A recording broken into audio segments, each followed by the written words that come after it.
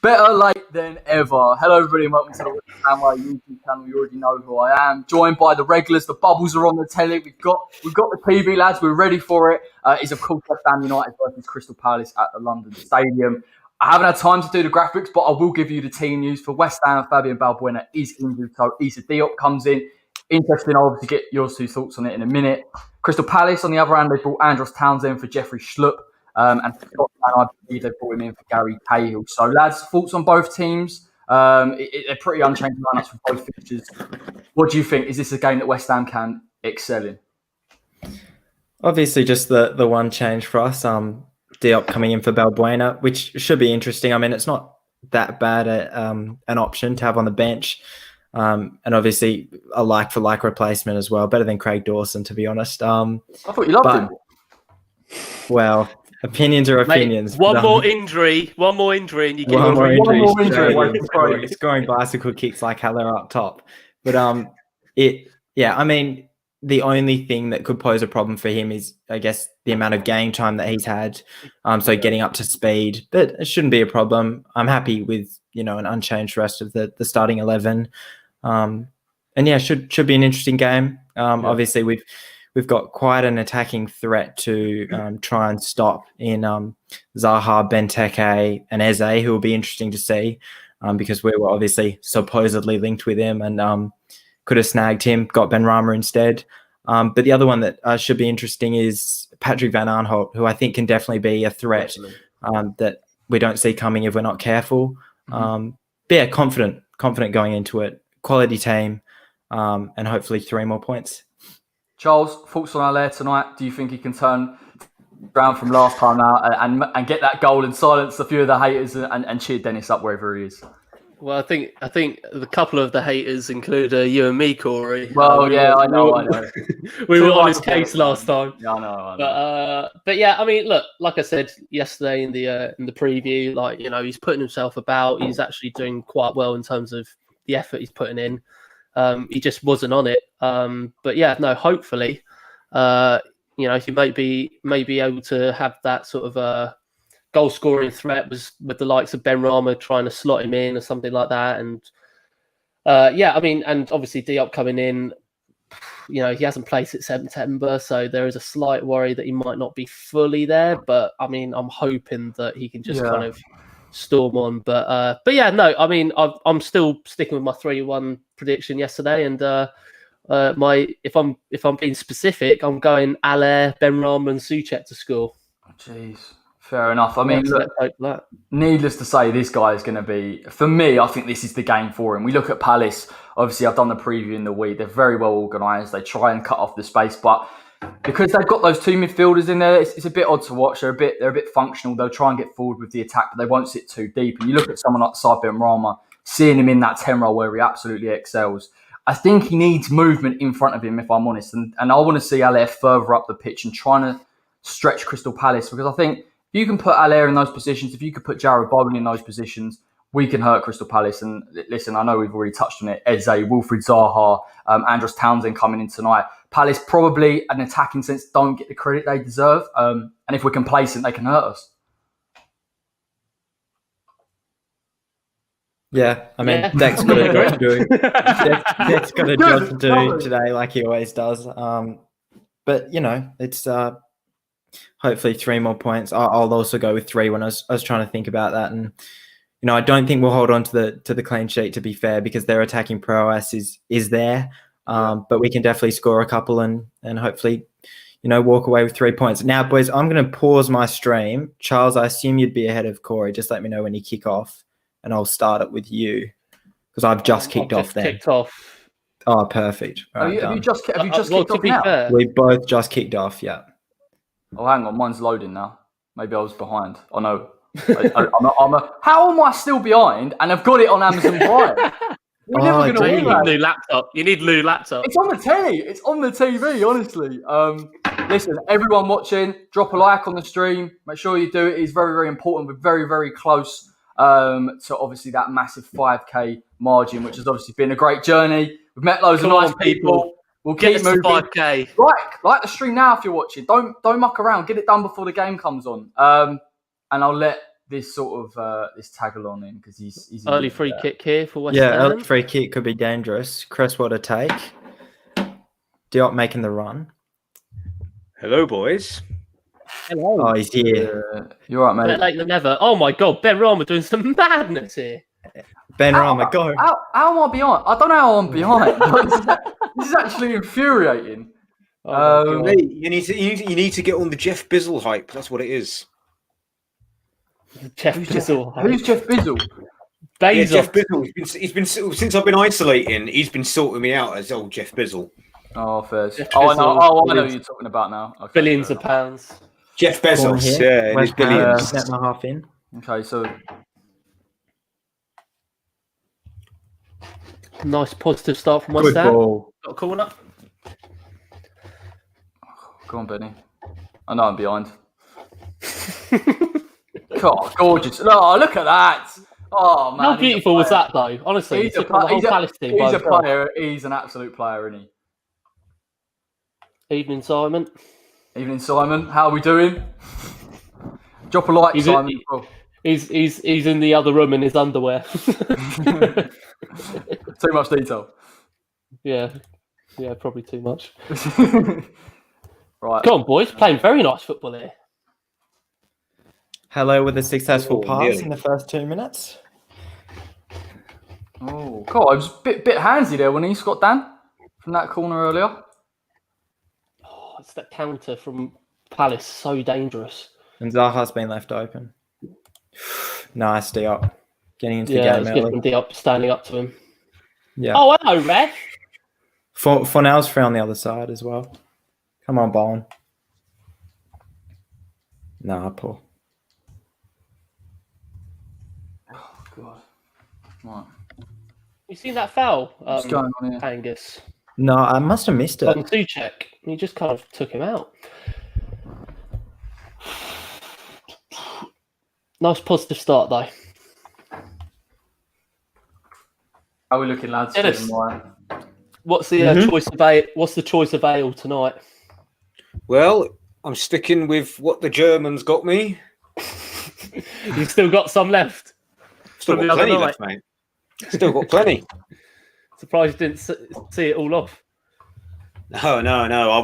I was not feeling very good by the end of it. If you remember, I was worried for my health.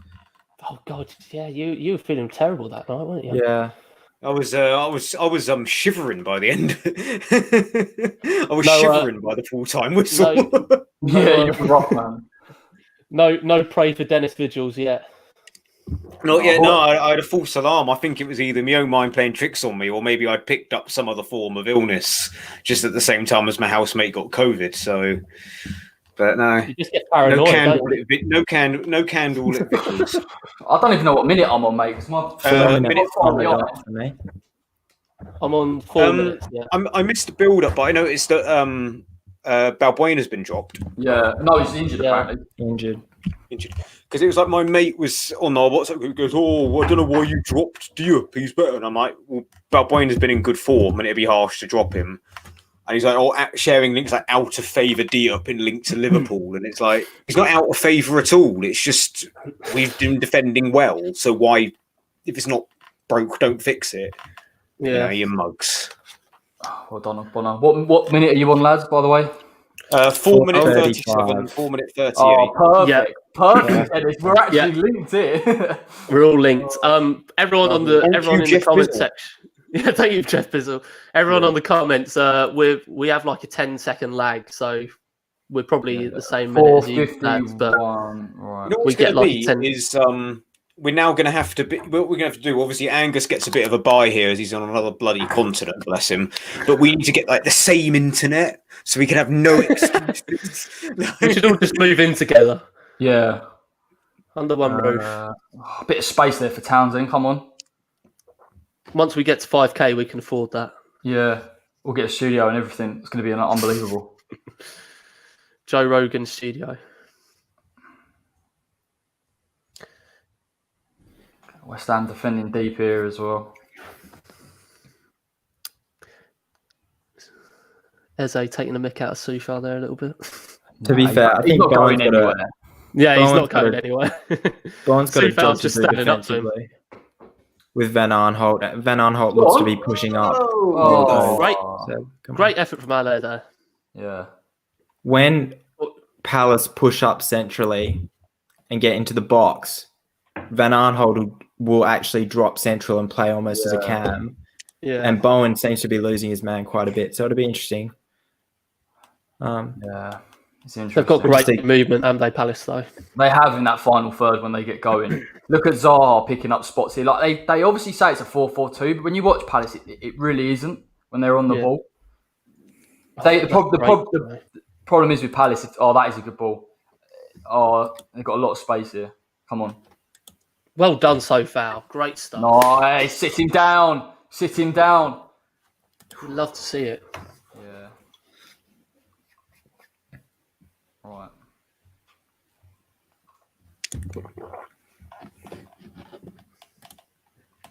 Yeah, there's no way that was a foul.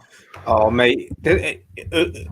Anecdote time with Zaha, mate. Did anyone watch Goals on Sunday when he was like him and Chris Kamara nearly had a massive fallout a couple of years I can't remember back? that. It was like there was like highlights of him against I know it was against Watford, and he was like going down and he puts his arms in the air and looks at the linesman. And everyone's saying, well, that wasn't a foul they're given. And Zaha goes, yeah, but I'm not looking for a foul. And Chris Kamara was like, so why have you got your arms up?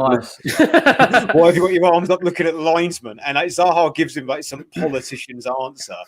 And then like Chris Kamara puts his notes down and gets really in closer and goes, so why have you got your hands up then, Wilf? Wilf, you're a big lad. You're bigger than me. Like saying like, and then Tim, whoever the other presenter is, Tim Lovejoy, whoever it is, quickly moves it on just as it starts to get really fucking tense between Zaha and Kamara. And I'm like, go on, Cammy, you fucking tell him, mate. Got to love a bit of Cammy. It disappoints me that Chris Kamara is remembered as this like clown who fucking misremembers everything, because he's actually a really sound bloke. He's a smart bloke too. He's actually very, very good commentator, in my opinion. Just makes silly mistakes, and I think he does act up to it a little bit. I think. I don't know, Jeff. I don't know. Has there been a red card? That was a sub. No, but as I said before, Kamara's commentary for Zamora's goal against Ipswich is biblical. It's beautiful. He's been around for years, isn't he, Cammy? Yeah, he's a good fucking commentator. It's a shame he's.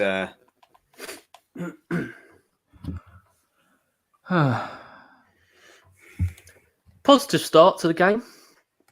We kicked the first 2 minutes off really well, and we kind of dropped back into shape, to be fair. But Fornals and Haller looking sharp on the ball, which is good. Fornals, we actually missed it. Fornals played a 1-2 with Deck, then moved into the box and actually had two of both centre backs marking him. Which couldn't get it in there. So it was interesting. You see, Deck got the ball in the middle, and Palace's midfielders are pressing him immediately. So clearly they're trying to keep West Ham pinned back at it. But it's an interesting game, isn't it, in terms of that standoff in the shape, because I guess both teams defensively are quite good. Great tackle. Oh, very good. Great tackle there by Sufal. Have you seen apparently fucking, I don't know if it's a fake tweet, but Slavia Prague's chairman tweeted a West Ham fan saying that next summer you're allowed to have him, but we're a bit busy now. And I'm like, I can't believe a chairman would be I think that is real. I might be mugging myself off, but I think he is saying that. Like any club in Europe is now looking at him because that kid looks bloody good. He replies to all West Ham fans' DMs. He's the West Ham. I'll send him one in a little bit. Thank you. I'll get him on the channel. Let's try that. I'm disappointed that Carroll hasn't really been on the channel about it, man. That guy knows is ridiculous. He will once Seema joins. So I'll keep my eye on that Seema transfer if it does happen. Seema would be a quality signing, but I just think another team will come in for him. I've not seen him play. I think compared to Sufal and Soucek, he's more of a known commodity because of his goal scoring exploits. I think a better team would come in for him and nab him. Oh, that's a good one. Go on, Jared. Take him behind. Go on, Jared. That's it, Jared. Very good defending. That was really good from Czech. Did well there. Now Townsend's on the counter. Nah, I'll be all right. He's done. No, Credwell's high there. Come on, boys, reshape. Get back in shape. Van Aanholt, don't like this. Oh my very God. good on the ball. Souček with beautiful composure. Ben Rama's working really hard defensively as well at the that's moment, it. Come which on. is nice to see. There is an opportunity here, actually. If Palace push up, like you saw there with Jarrod Bowen, we can get in behind. So it would be interesting to see absolutely. as the game goes on, trying to exploit that a bit. But that is the risk, innit? Creswell goes up, Palace counter. But the risk we're going to have to take in this formation, surely. That's a bad pass there from Souček. Oh, come on. God. See, Souček's been linked with Bayern Munich. Yeah, imagine that. God. Jeez, fair play. It's the biggest transfer since Julian Fabot to Real Madrid. Real Madrid, yeah.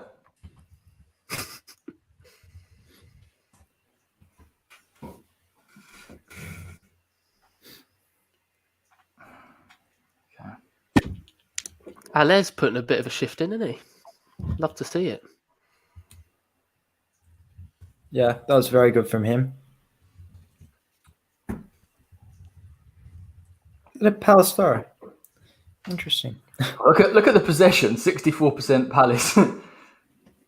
Yeah, I mean, we've never really been great at well, I know. possession stats. Shows you, doesn't it? It's like Yeah, It's almost no, a exactly. bad thing when we dominate possession, to be fair, because I don't like it. Go on. Well played, Diop.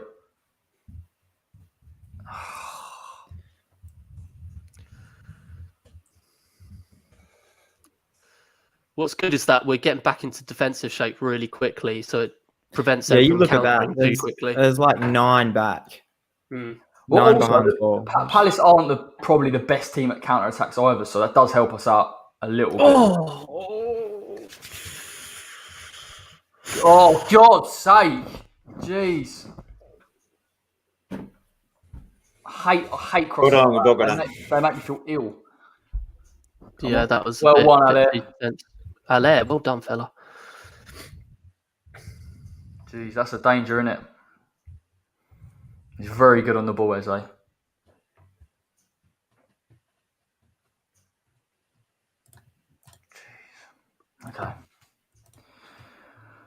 30 minutes gone, 0-0.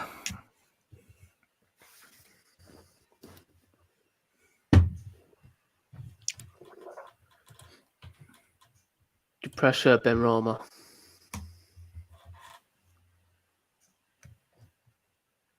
Oh, come on. Benteke's. Oh, phew, God. Sorry. Thank God for Benteke's. One of the few times we've been beaten in the air. I think all season, to be fair. It doesn't happen a lot. Yeah. Diop. That's the kind of trouble with having... caught in that position where he's just in front of where that ball's going to land, and he allows the header over the top. That's the problem with Diop sometimes, is that he doesn't check his mirrors a lot, and so he normally gets people coming in between him and, you know, do the damage against him. So, come on, boys. Go on, Ricey. Win it. Good deck. Come on, Bowen. Oh, don't lose it there. Got to do better than that. And again, Soufal, great tackle. Soufal is really well. Soufal does not get enough respect, in my opinion. Oh, I think he does, definitely. No, I think, I don't know. I went on Bill West's channel the other day, and every other panelist was like, "Oh, I don't think he's quick enough." Oh, I don't think. I'm like, mate, considering how much he cost us and how quick we had to get him, I think it's a very astute. I still don't think he's that bad going forward either. So I don't think. Not at all. But what I'm saying is that considering how many he was effectively a panic buy. Effectively, let's be fair.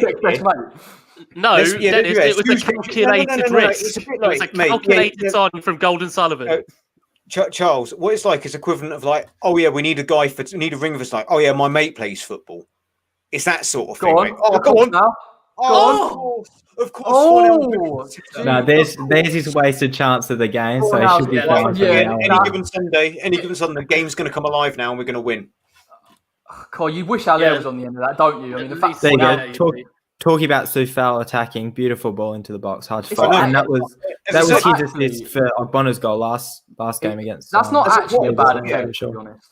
Yeah, what I would say with Soufal, I think this is the fairest thing, is that if it had been like a big fucking outlay and we gone, oh, he's going to sign it, we go, all right, he's okay, he's nothing special. But because we got him for pennies, no one had heard of him, and we got him when we were pretty urgent for a right back after Fredericks' injury, it's worked out very well, and it has proved to be a good signing. Yeah. That's my 2 pence on it. If this was like, okay, this is going to be the final piece of the defensive puzzle, we'd go, he's okay. You know, he's not a world beater. Come on. He's got the clearance there. He's done very well there. Well done. He's done very well. This is the thing. Like, he's so how many times have we watched Fredericks in terms of his defensive awareness, his positioning? Soufal very rarely gets something wrong. Touch wood. I know. What's here? That I'm going to give full credit to someone who's probably never going to watch this. His name's Samuel Tiber. He's one of my mates, and he told me basically especially when it comes to fullbacks, it is a case of you can have, intelligence, ability, or technical ability, intelligence, and athleticism. You have to have 2 of those. No. Fredericks just has athleticism, whereas Soufal has the technical ability and the intelligence. Yeah, 100%. He's just a better all-round defender, and he's better. Whereas Fredericks, no offense to him, I personally like Fredericks. I think he's a good worker, but honestly, if it wasn't for his speed, he would probably be a League 2 player. It sounds harsh, but what people forget about Fredericks is he played. Oh, that's a beautiful ball. That is lovely. Go on. Yeah. Good ball now. God. They need someone to attack it. That was such a good ball. We're watching the Vladimir Soufal show at the moment. It is, isn't it? Mate, very good defensively and going Soufal forward. is only the 3rd best Czech player to ever play for West Ham, but he's still bloody good. What, after Ludo and Souček? Ludo and Rado. Every time. It had to be done, didn't it? That's my £5 in the bank. Right, here we go. Set piece. £5 in the bank. Ben Rama short. Come on. An option. I've left Souček on my bench, so you know he's going to score. Oh, he's playing for me. Come on. That looks dodgy there. I think that's a pen. Dodgy. I think VAR needs to look at things like that. VAR needs to look at things like this. And the thing is, Souček he's not the type of person to overreact in a field for a pen either. Actually, other way. Yeah, it is the other way. Yeah. Again, we're not biased. We could admit when we're wrong. We were wrong there to question that. Yeah, but it did look suspect though from I wouldn't give it a penalty, but it could have gone either way, but nah. God, let's not let Eze come into these areas and start playing it around. We need to go on, Soufal. Van Aanholt's getting caught constantly down that left-hand side when he pushes up. Well done, Rice. Well done, Rice. Lovely. Gorgeous. Well done. Oh, unlucky, man. Unlucky. It's not bad, lads. I think Palace are a tough side, really well organised. Yeah, definitely. And attacking-wise, we know how potent and dangerous they've been, but it just shows how good we've been on defence that we've managed to Rice has been very good tonight as well, actually. Very solid. Rice is good every night. What are you saying? But that's the trouble with Rice. He's always good. Yeah, he is, isn't he? Jeez. That's the thing about Declan, the consistency, isn't it? Not just the ability, but how consistent he is every other game. Always. Yeah. Honestly, I think giving him the captain's armband has really galvanised. Yes, which is what we said yesterday on Fans Voice. Loves it. And it's like one of those things like United. Vidic was making noises about leaving United a few years ago. They slapped the armband on him to keep him happy. That could be another thing. Not saying Rice is like that, but it's like they thought, oh, well, Chelsea might want him. Put the armband on him, make him realise that he is the cornerstone of this team. And he could become a bit emboldened by it. That being said, I've maintained every time I will not hold any grudges to him. Lovely. If he leaves for a bigger team to win trophies, as long as he does it right. Oh no, Cress! Oh no, Cress! In behind, you got Cress.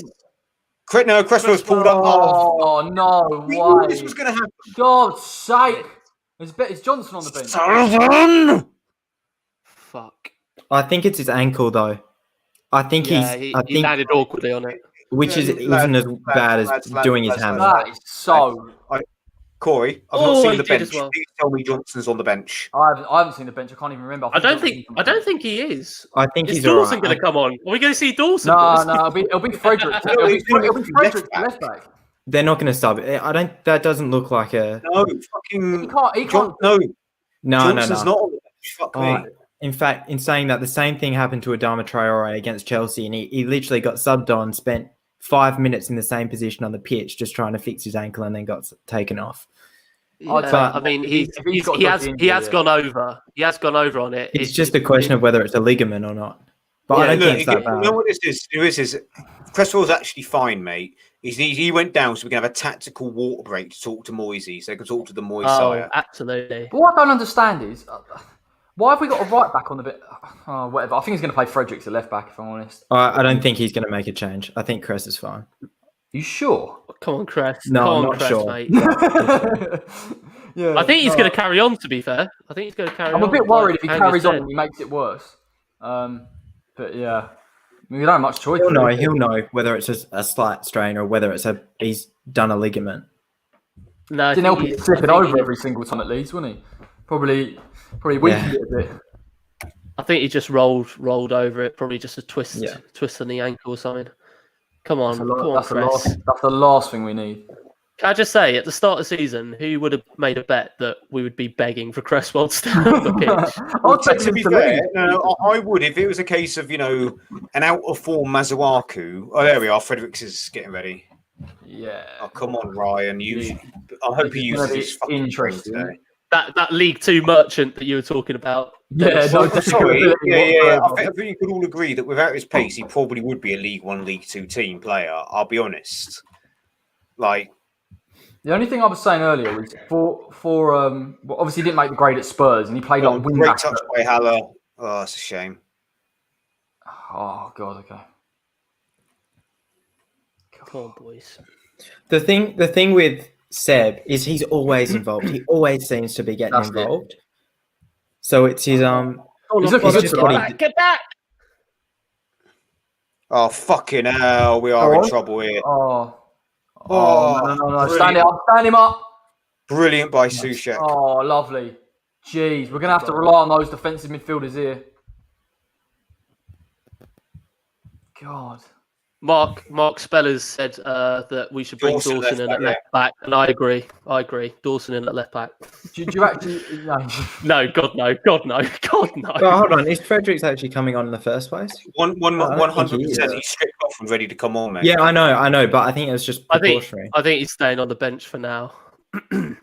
Oh my God, Cresswell completely. Cresswell on Scott Dan. I don't like that. I don't like that. Why is the land on? Don't worry, we've got the Polish wall in goal. Yeah. The red wall. Great red wall. The red peril. Angus, I'm surprised you're not as excited to see Dawson potentially make his debut soon. I'm not, Charles, unfortunately. So it's getting to him week by week. You keep saying. I love it. He's just going to run. I don't like Dawson. It's part of his character now. It's part of who he is. Whereas I'm a Haller mark, Angus is a Dawson mark. Oh, come on. I still can't figure out what we're doing in the front third. It's because Palace is so good at sitting deep and hitting.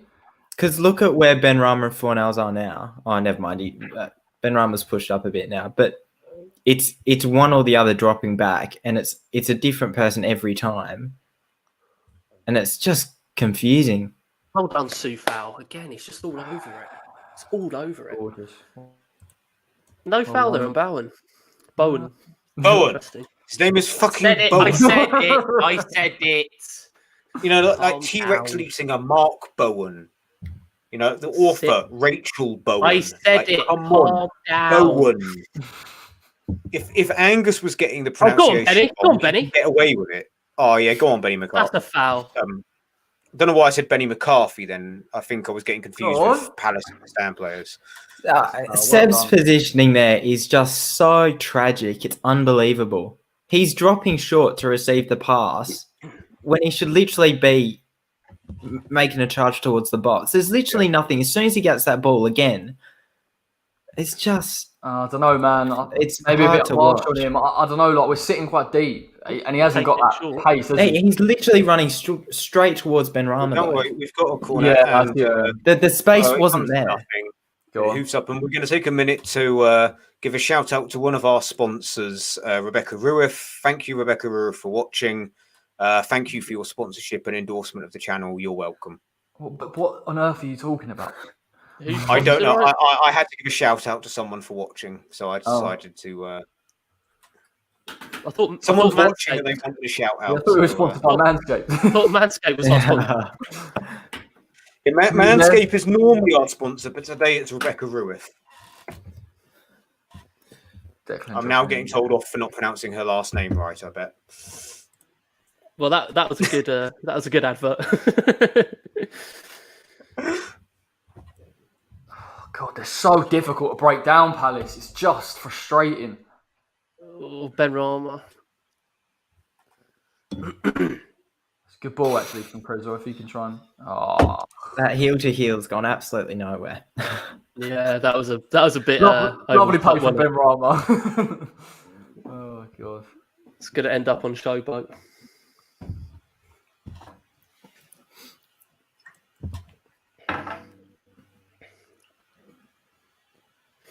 It's really, really even at the moment. This game could go even. I think Palace have had more chances than us. Yeah, they have, but both teams struggling to deliver in the final. I wouldn't say Palace have had more. Palace have had. We've made mistakes that have led to Palace chances. Ooh. They have their mistake. Our chances have not come from their mistakes. Yeah, so I would say, therefore, we are slightly offensively the better team, defensively the worst team. So, I guess in a way, it is very. Needs the switch to Crest here. I don't know. Maybe we need to play it quicker, or we're not really getting in behind. Soufal seems we're not at all. They know exactly what we're going to try and do with the ball as well. Yeah, this is the problem. Now we're struggling to see Crest making the run on the far side. Yeah, and that's our best outlet. Just switching the play if we can't. We're gonna have to use the width here a little bit, aren't we? That's the problem. Liverpool beating Spurs. Lovely job. Keep it up. Salah. He's in my fantasy. Fantastic. Oh, go on, Jared. Stand strong. Stand strong. Yeah, as much as I have problems with Liverpool and their fans, as I've said to my mate John, I live by one rule. There is number one rule in football, which is ABS. Anyone but Spurs. Yeah, you always back the team. Anyone but Spurs. I would rather I said before, I'd rather Millwall win the league than Spurs. Because at least then it'd be funny. It'd be funny if Millwall win the league. Like, it's that little team Millwall get promoted and win the league. You go, you know what? Yeah, they were a little club. And also it was funny that they spanked all those big boys with the billionaires. Spurs win the league. You'll never hear the end of it. They can get relegated to League Two. You'd never man. Come on. The world will be a worse place if Spurs win the league. Yeah, that's what I'm saying. Anyone but Spurs. Like, anyone but Spurs. What's funny is Liverpool scored, and obviously Spurs have got like 6 men at the back. Still, one bit. They're like, they're going to have to actually attack now. Yeah, we're going to have to actually start to push up on Liverpool, which isn't going to go well. I think we need to use the width in this game a bit more. 100%. And we need to switch it quicker. Like the build-up is too slow. Exactly. And you can't let Palace get into shape too much because they're just so good at sitting and stopping you getting into space. And we haven't really seen... Again, switching it anywhere in their half of the pitch. Look at Fornals there. There's no runner. Like you've got Bowen is behind Suchek. Go on, Suchek. Yeah, we're all muddled. Very, very well. It's tough, isn't it? Because I think I can see what West Ham don't want to press up against Crystal Palace because maybe they feel like Zaha can hurt us. But we're going to have to try and get further up the pitch and create a bit of width here because we're not even getting close to their box, really, other than when Soufal's got a chance on that right-hand side. Well, Soufal's about to whip it in, and I've taken him out of my team and put Cresswell in the bastard. So this is exactly how he scored against Leeds. Yeah. I'd love to get a goal from a set piece against Palace. Come on. Dang. Oh, no. Well, no. The other thing we haven't brought into account is the form of Guaita, their goalie. I mean, he had a bit of a howler for the Kane goal, but other than that, he pulled off 3 or 4 world-class saves. What's your opinion on that Kane goal? Because it did swerve. It did swerve. I think it's wrong-footed him. It's one of those ones where if you concede that, you're annoyed, but it's like you feel a little bit bad for the keeper. Whereas if you score it, you go, look at the keeper, he's shit.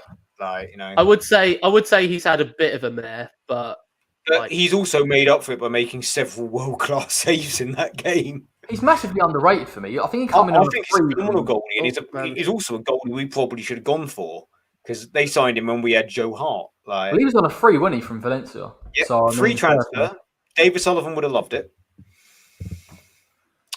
I think Bonner's got a massive elbow in his face from old Benteke. Benteke got a yellow for that as well.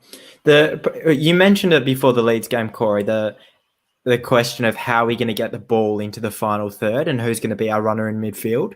And that's where we seem to be struggling because whoever our runner is in midfield was again, and it goes without saying, but as soon as they make the pass, they're out of the game essentially because half the time they're playing it forward and not switching it.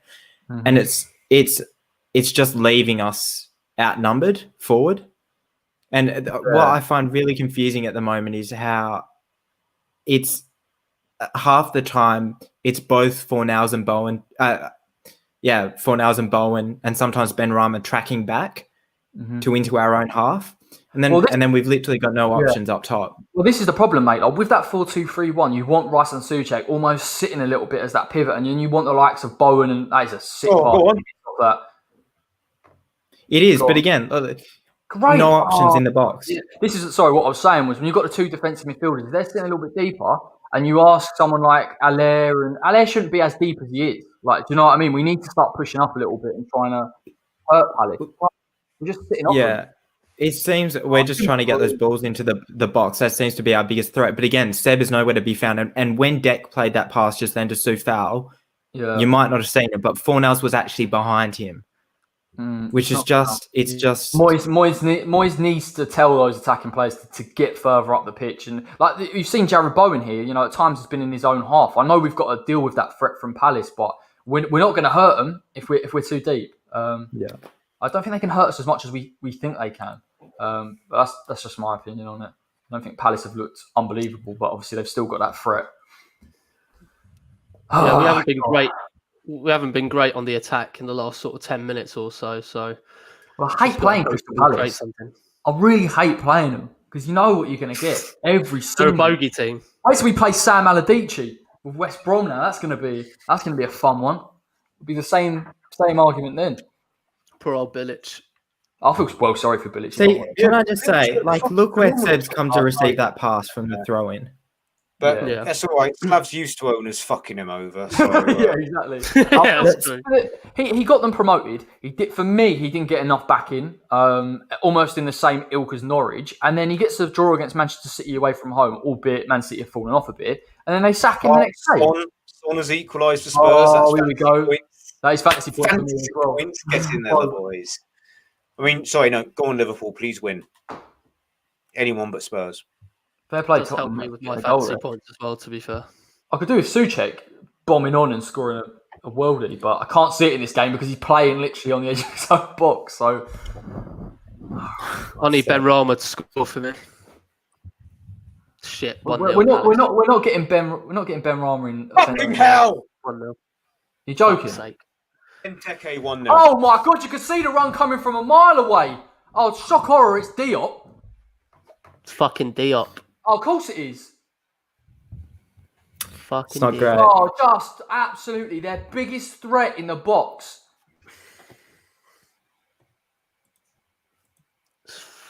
Just stupidity, man. Diop, you can't lose fucking. How are you letting him? Look, you can't miss him. Look at the size of him. I mean, he made a run across him and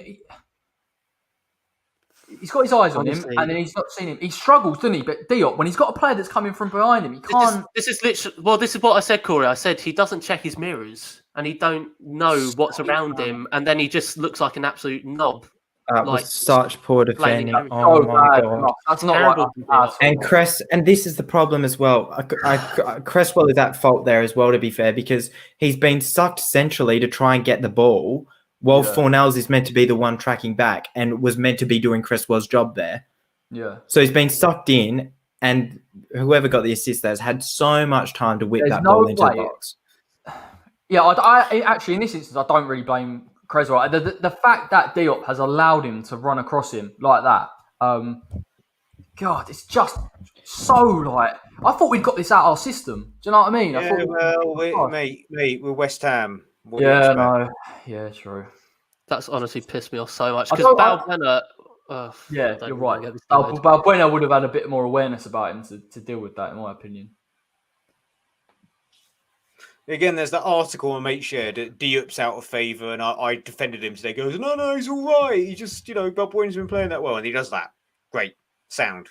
Yeah, Good one. yeah. I mean, and you've got the problem as well. Obviously, he hasn't played a lot. Oh, come on, just deal with him. All right, nice one. I think Creswell's finally. Yeah, that'll be a foul. We need to get our act together if we don't switch on really quickly here, we're going to struggle to get a goal because when we're trying, we can't counter. We can't counter. We're playing so far down the pitch. Seb is literally in our half more than he's in the opposition half when we've got the ball. And he doesn't have the pace to get up. He has zero pace to get up. Yeah. So again, he's not playing. You either play short or you play on the line of the defender. You don't receive the pass there. What we should be doing, really, ideally, I don't know we have the personnel for it with Antonio out. We probably suit two up top with, Haller as a deep line forward, coming deep for the ball, and Antonio running off the shoulder of the last man. But we can't do that. In theory, though. Look where Seb is there. Okay, he's too deep. It's like he thinks he's got someone playing in front of him, which he doesn't. And I hate to see Fornals tracking back, and he's now in line with our two CDMs. I don't like this at all. Because it's fine if it's just him, but half the time it's Ben Rama as well, or it's one of the two. You just have to have that central player playing as a centre mid and not as a cam. I mean, just stick with them, and you go, you're the one tracking back. But every time it's a different player, and it leaves us clueless when we're attacking. I mean, there is that, but also we're just not building anything like from the back. No, we're not. But that's why we just get rid of it. We just boot if we win the ball there, our two CDMs are playing on the line of their box, which is fair. But Fornals is also playing there, so you've then got three players attacking. It's like a 3v4 or 3v5, and one of them's the slowest player on the pitch. We don't need to be this deep. Is it just me? Like, I don't understand why. 100%. You're exactly right. Yeah. I don't know what I get why we're sort of scared of or skeptical, but this is just ridiculous. We're not going to create chances from here. You know what I mean? It's Be right back, lads. Oh. Dennis going for a cry. I don't blame him. I'm going to go for a cry in a minute and all. I might have to go for a cry. But make sure you subscribe if you're new, though. That'll cheer me up. Nice. And like the stream, even though it has been. Oh, fuck off, Diop! Actually, fuck off. You're shit. Oh, come on, please. What's he clapping him for? It's not good enough. He's actually fucking. It's not good enough, man. It's not good enough. You've got a space. You're literally coming up against a team like Crystal Palace that will sit in with 4-4-2. They've not got a problem with it. No one's pressing you. You've got time. I think one of our CDMs has to play higher. I think we can't play with them on the same playing on the same line. Oh look, when we're 1-0 down like this. Fucking foul. Well, look, here's the thing, right? Is that sorry, Corey? I'm just gonna say this. Right, Diop. I'm in a Diop rant right now. Go for it, I wouldn't have minded Diop coming into the game if there was another defender. If we're playing five at the back, that's fine because at least he's got extra support to help him ease back into the game and ease back into the team. But now it's just a flat four. He just looks absolutely hopeless. Just to pick up on what Angus said, you see a lot of the time now when we're playing out from the back. Obviously, we're a bit sort of stunned as to why Palace are sitting off us because we're normally used to teams coming onto us. But Declan's almost slotting back into a back three. He needs to be higher. Yeah. We need to push one of them. That's higher. what I'm saying. He's having to come back just to make sure that Diop's not fucking. The thing is, mate, there's no one on Diop, so we shouldn't even be. Do you know what I mean? Exactly. See, again, I can't fucking be asked. Look where Seb's. And you've given the ball away. This is absolutely abysmal. We're out of position. Look where Seb is. Look where Seb is. Look at Sebastian Haller right there. Yeah. No, so you watch when we win this ball. You watch when we win this ball. Watch when we win this ball. We've won the ball. Look at Seb. Nowhere. He's redundant. We can't transition. We haven't even got Antonio in this side. It's not going to work. Go on. Guys, I'm sorry. Look at that. That is just so poor. Because now look, where are our options? If we're looking to cross it in, look where Bowen is playing so wide. His only option is to cross it into the box, and we've got the two smallest fucking players on the pitch there. No, it's shit. It's so bad. Bone doesn't have a right foot, so he can't cross it in. But Angus is bang on. What's the point in Allaire coming up? And the thing is, when he's going to pick that ball up, mate, as well, it's taking him like 3 touches to get the ball down and play it to Jarrod Bowen. I mean, there's no point. There's no point in coming deep and slowing down the play. It's just this. I get it's a new formation. I do understand that. Go on, Jarrod. Oh!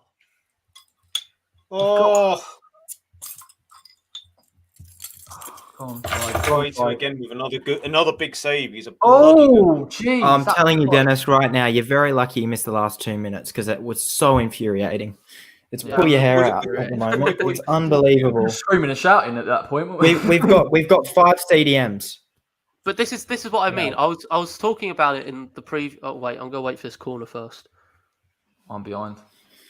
Hold your reaction for a bit because I think you're about 20 seconds ahead of all of us. Yeah, well. No. Oh, hang on. Go on. That's a great ball, Ben. Oh. Wait, where's everyone else, by the way? Because I just managed to get... 41. Very nice. Oh, sorry. I'm ahead. No, you're right. I was just joking. It's... Sebastian Haller is really struggling to adapt to the Premier League. He is, but the thing shocking to watch. But the thing is, Angus, is that we know that he's that type of player. We know this. And that means that the only way we're going to combat that is by getting players around him, trying to create chances. So realistically, though, how hard is it to play off the final man? Not that hard. So when he goes and receives the ball in our defensive third, and he's got 3 players ahead of him, he's out. He literally, you can't play because... But all our build-up play from there doesn't include him because he's not quick enough. If you've got Antonio dropping back, then fine. Deal with that. Deal with it! Oh, fuck. That's offside! Moyes has got it. Don't worry, the ball stopped it. Moyes has got to do something with this formation. It's not working in this game, honestly. Well, the thing is that what would you go 3 at the back and put fucking Dawson at the back? No chance. Yes, please. Love it. The problem is we don't know how to. We're not playing this formation right at all. I don't know what we're. I had the perfect obscure reference for if we went ahead. If we went ahead in this game, but West Ham, of course, have to lose therefore because I had it lined up.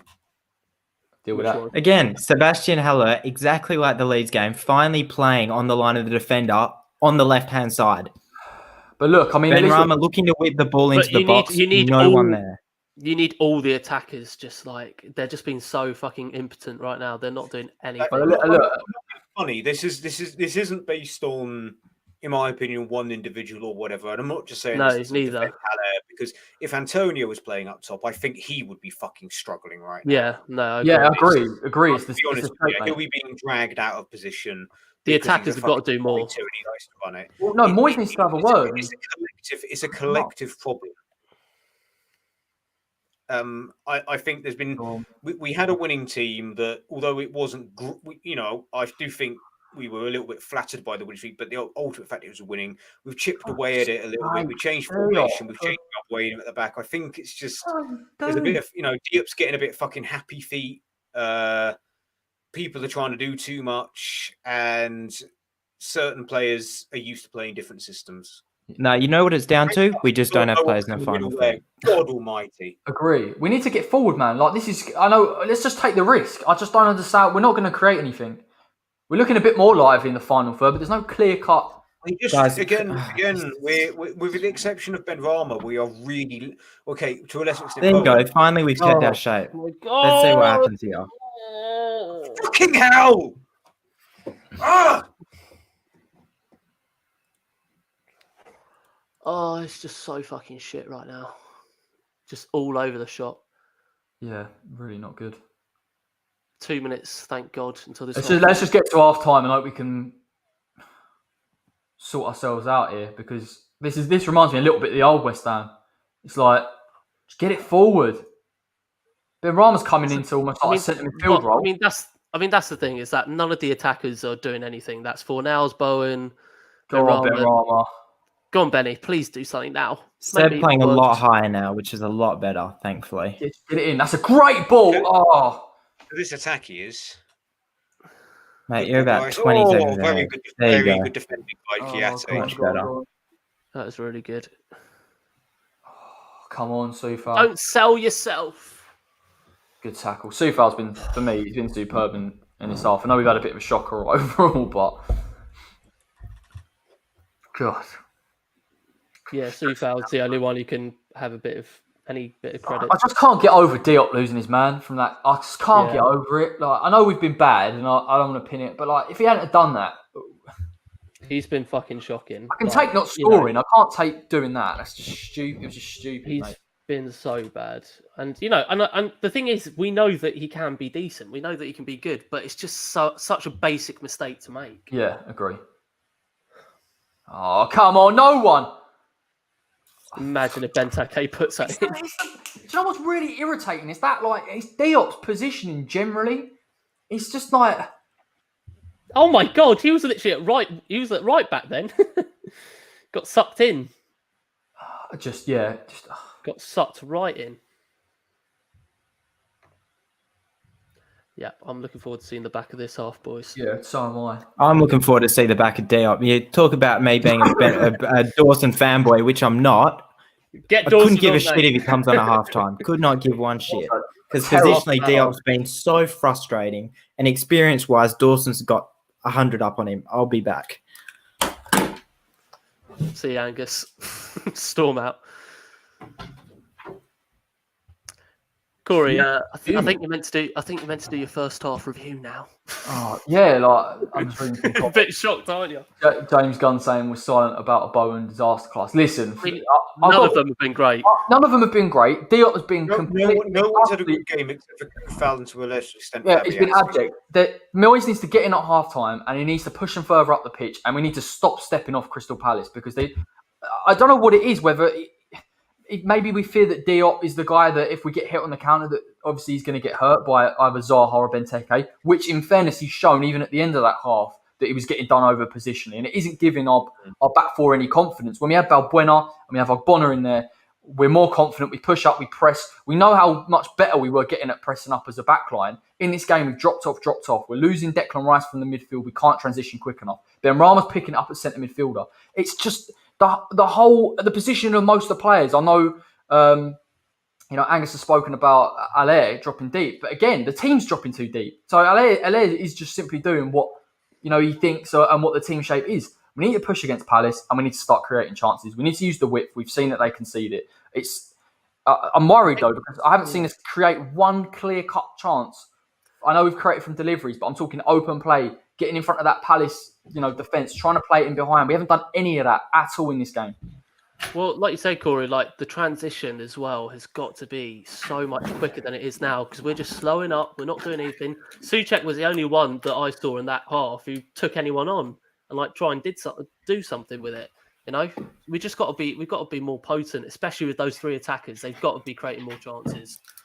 Yeah. Right, we'll be back in a bit, boys. See you in a minute. Oh yeah, I'm going for a beer. Charles off to his magic tricks. I'm really lads. What do we do? Is it a case of Moyes needs to try and change the way we play? Is there anyone you'd recommend us bringing on at this stage? I think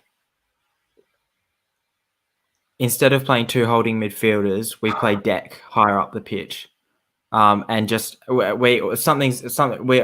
think. We almost need a miracle to turn this around because we've literally had zero attacking threat that has actually even appeared to have the chance of resulting in anything. Fine, we get the ball high up the pitch and whatever, but it's so infuriating to see our attacking players literally playing on the line of our back four half the time. Fornals being a prime example, which to be fair, it's worked in the past and fine. It's gotten us results and stuff. But when you're chasing the game like this, something needs to change. And I literally think we go like almost a 4-1-1, and then our attackers instead of the 4-2, and literally try Deck as a box to box midfielder rather than just holding.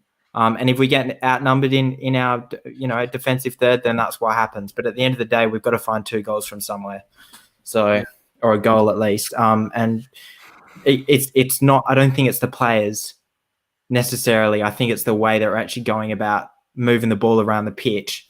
I don't think anyone in particular has been at fault for the goals apart from Diop. But at the end of the day, if we went 1-0 down and we conceded another way, we'd be looking at it and saying, fair, we're 1-0 down. And the goal was always gonna come, it seemed. Benteke's had about 4 shots in the box. They had that offside little flick, which I also think was from Benteke.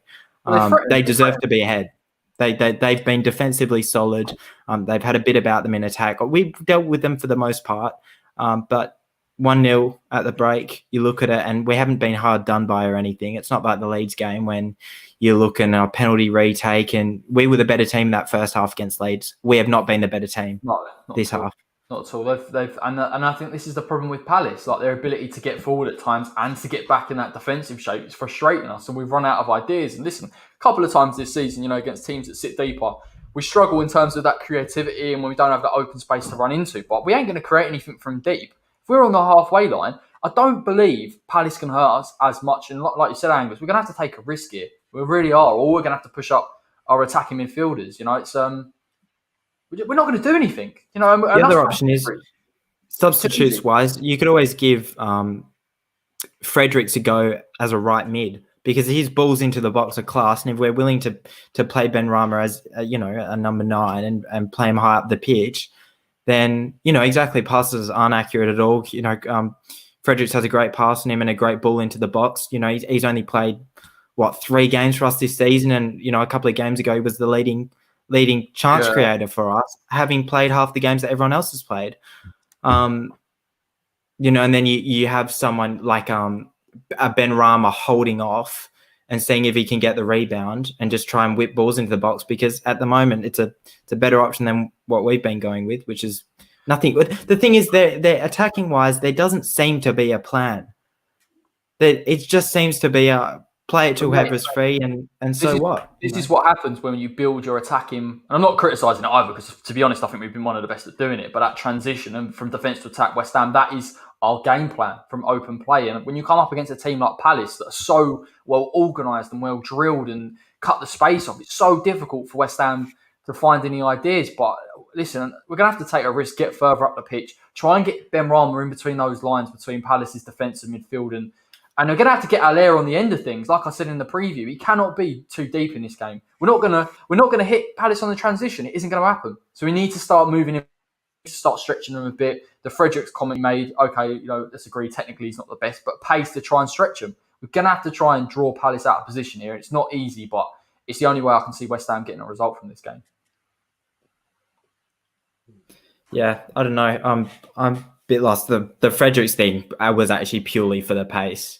No, I know what you're saying. I was just trying to back it up with the ball, but I literally forgot the most important thing, which is that he'd be the quickest player on the pitch.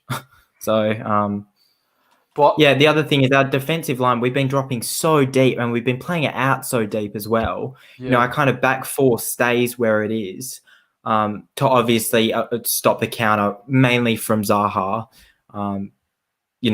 Because he'll try and get beyond Benteke and Eze. And break our line. But again, if we're chasing the game, just push up a bit. And that will force Haller to play higher up as well. It'll mean he can't drop deeper, and we'll have, a bit more about us in the final third. Yeah. One thing I would say as well, everyone that's watching, make sure you drop a like. Drop a like now. Listen, I know it's frustrating. We've all got the but drop the like on the stream quickly. And then we'll obviously get back into it. Very close to 5,000 subscribers. So if you are new, hit the subscribe button. Loads more content coming.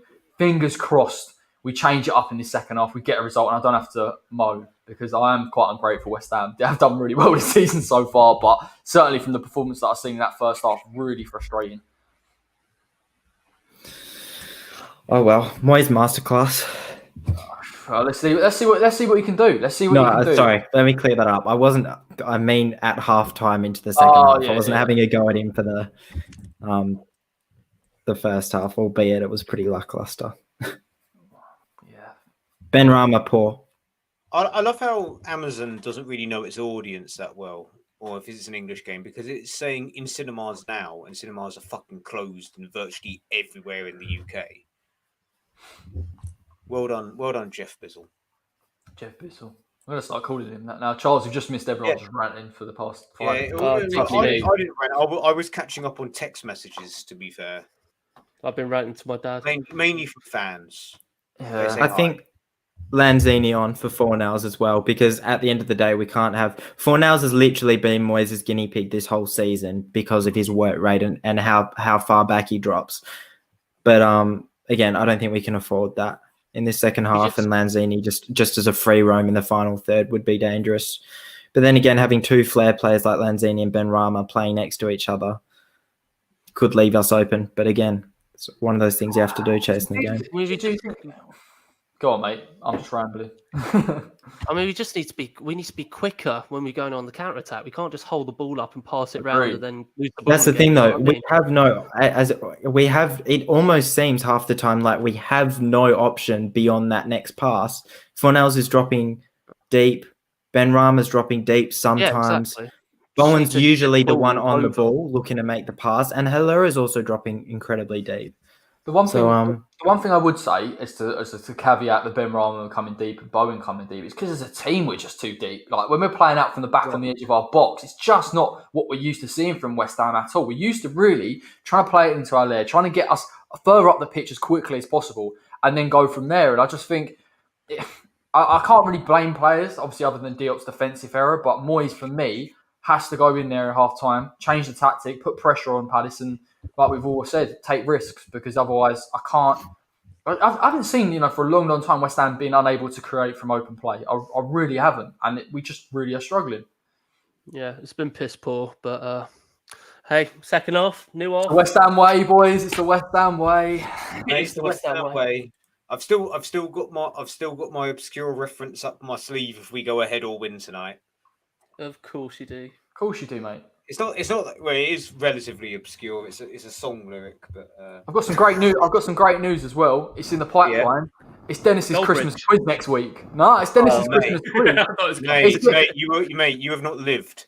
So I've already done the music round.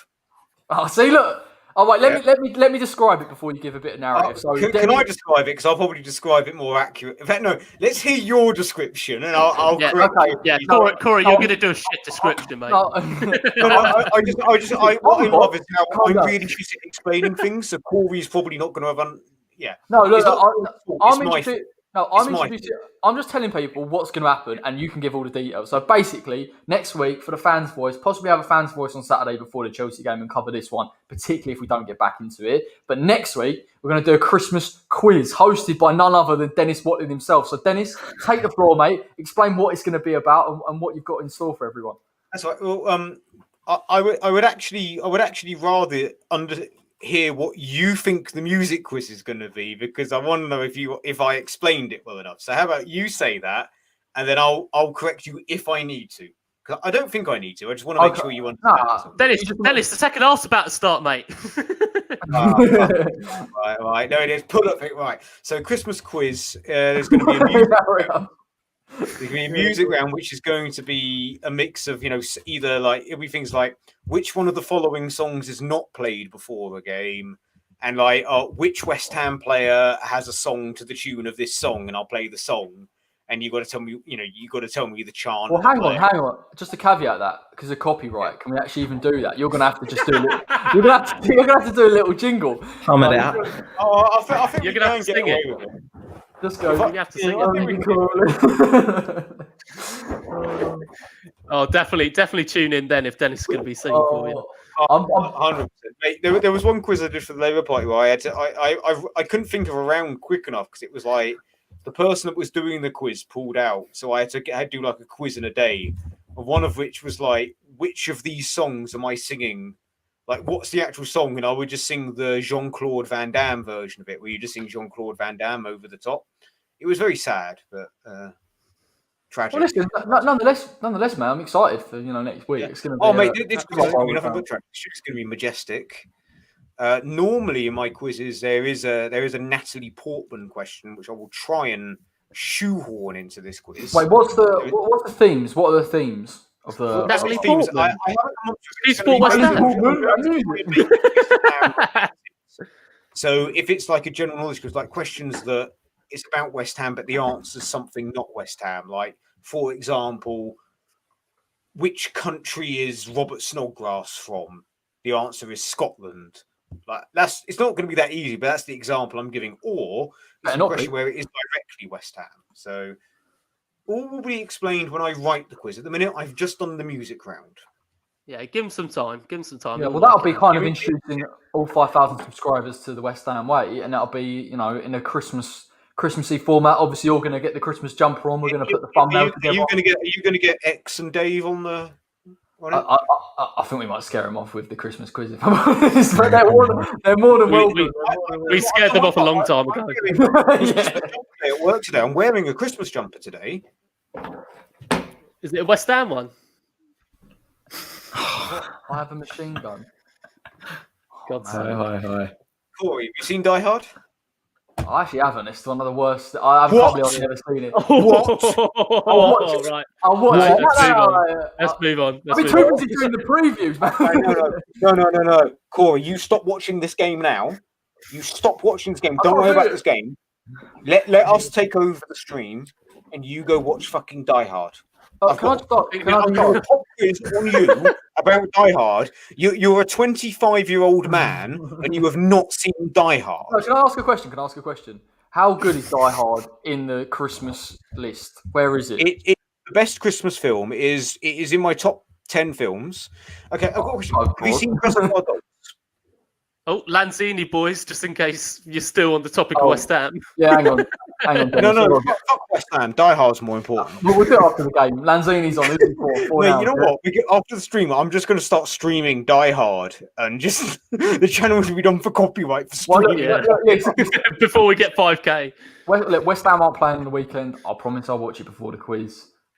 Mate, I'm going to buy you Die Hard on Amazon. Buy me it, mate. I'll find it on Amazon Prime. Free of charge. You can watch it on Amazon Video. You have no excuse. It's like my workmate Daniel that hasn't seen The Matrix.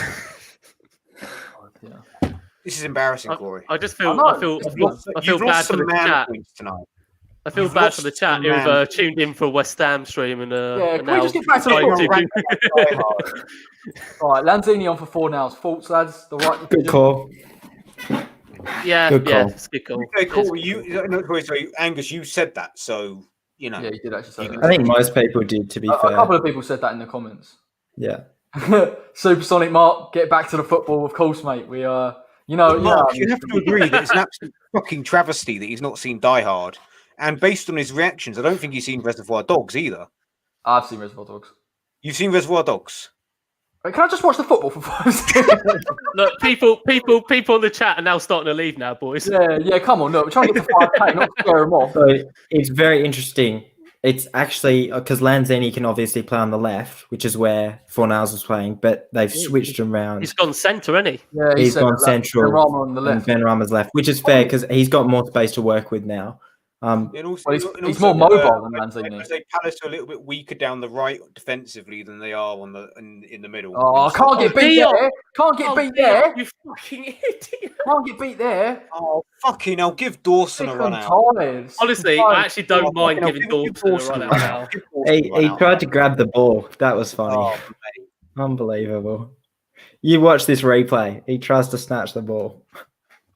I actually I mean, he's actually this isn't an agenda because I actually quite like Diop, but he's genuinely been shit today. He is so. This is the issue, isn't it? When some player has a bad game, obviously, like did with Allaire when I went a bit over the top last week, you can be accused of agenda. But I've got to be honest, Diop has been. It's causing a back four out of when we're playing a back five, we can get away with it. A back four, we can't. Lovren. It's reminiscent of fucking Dejan Lovren. It has got Lovren vibes when he's getting absolutely annihilated by Yannick Bolasie. My mate's WhatsApp group, a Liverpool fan, that Diop is officially our Lovren until further notice. God's sake. No, it's not 2-0 yet, I think. Not yet. Thankfully, Gabon has just bailed us out. I was going to say...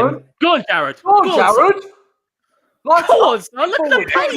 Get forward. Play in the middle, Lanzini. Oh, foul. Right, we'll take that set piece. Foul. Herefordshire finest. Go on, good ball in. Ben Ramos crying for that. Crying for it. Get forward. Let's make it 4-1. I'd love that, man. Not sure it's going to happen. Come on, mate. Honestly, Bowen's got to use that pace more. He has, mate. Honestly, it'll be dangerous. But then he cuts back in again, and then, well, at least he wins the foul. Come on, boys. Come on, Ale. Come on, Ale. Come on, get your big fat head on this fella. Go on. Even Diop at this point. Go on. Oh, Oggy. Imagine Diop scores. I love it. Absolutely love it. Hey, he's got Og all over it. You reckon? I might be a fancy Tommy Souček here. I fancy Seb Hallam time. All right. Okay. Interesting. I thought it was going to dip last minute, actually, but don't know why you didn't cross it there, but okay. There goes our chance. I mean, actually, I've got to be honest. I'm actually just grateful he's not injured. So, that's true. Moyes is like, that was a bad decision. He needs to get Kevin Nolan's sheet out, doesn't he? Mark the game plan. Chip it to Noble. No, honestly, man. If I ever see that free kick routine again, we'll probably sit at West Brom in a couple of weeks. Yeah, probably. Dean Garner to like freaking Robinson or something like that. Or something, wouldn't it? Oh, Lanzini, lovely. Oh, God's sake, man. Oh, he was close. That was definitely He was close. Love that shithousery from Lanzini. Oh, God. It's never easy watching West Ham. Never. Ever. It's not even pleasant viewing. Even when we're winning, it's not. Even when we're winning as well, it's like, rather hanging on or...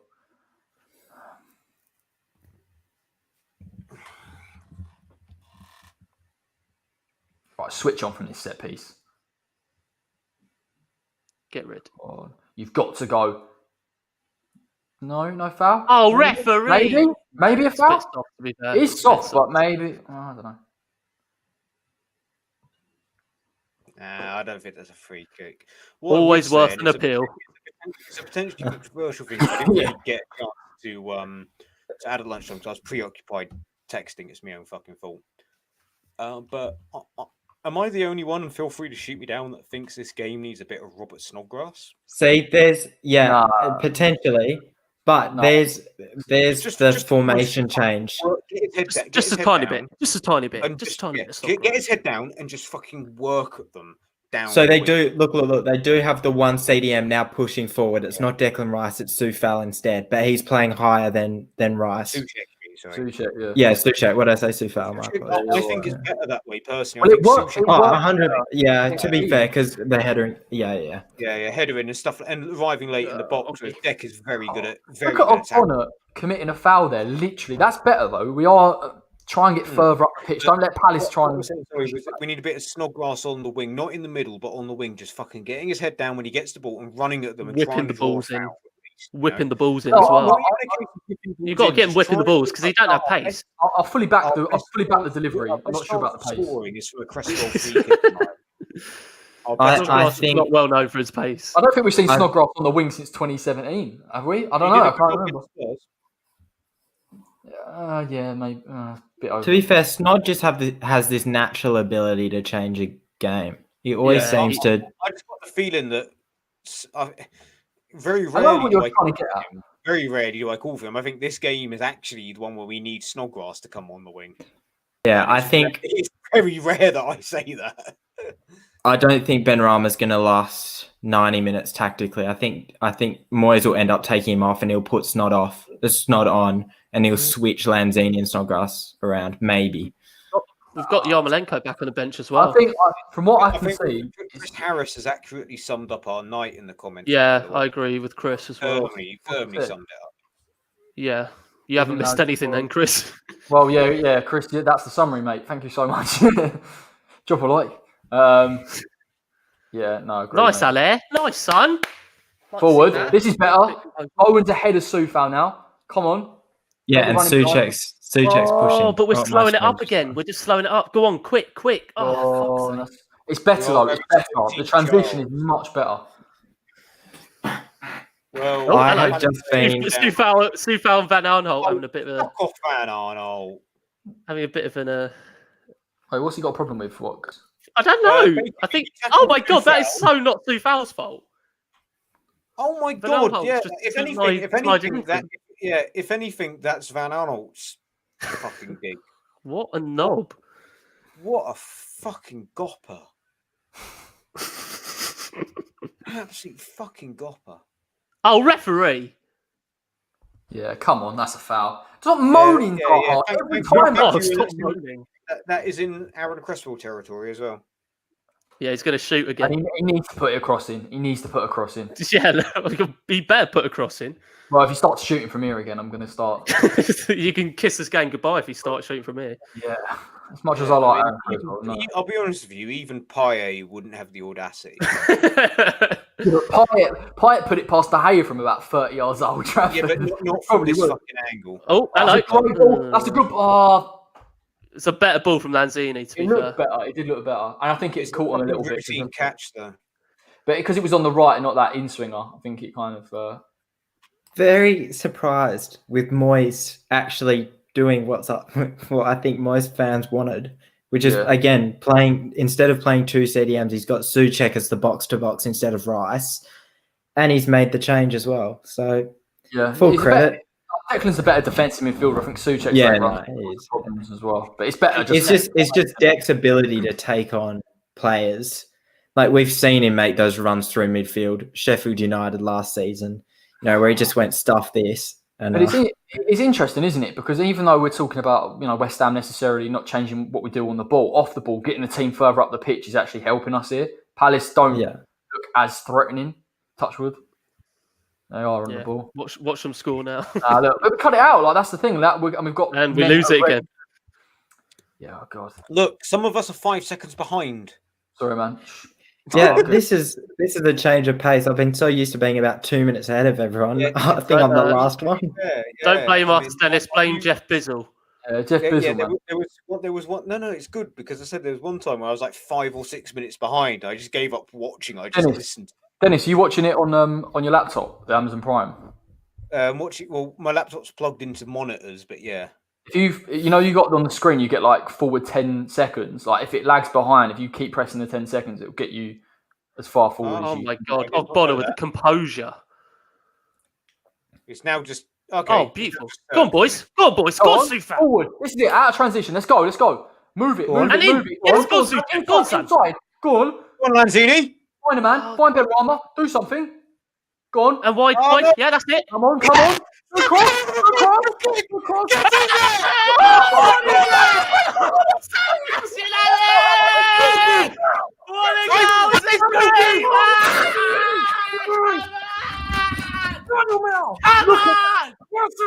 That's it. I'm done. I'm out of here. See you later. It's been end the stream. Oh my God, Dennis, we don't need to see them, mate. The second bicycle kick at that end against Crystal Palace in about 3 years. Andy Carroll at your heart out. What a goal! What a goal! What have I just seen? Soufal with the assist. That is ridiculous. That is absolutely ridiculous. No one in world football is saving that. No one. That is ridiculous. I've got so many mixed feelings right now. I'm so happy Alain scored, but I'm scarred for life that I had to see Dennis's nipples. What the hell is that?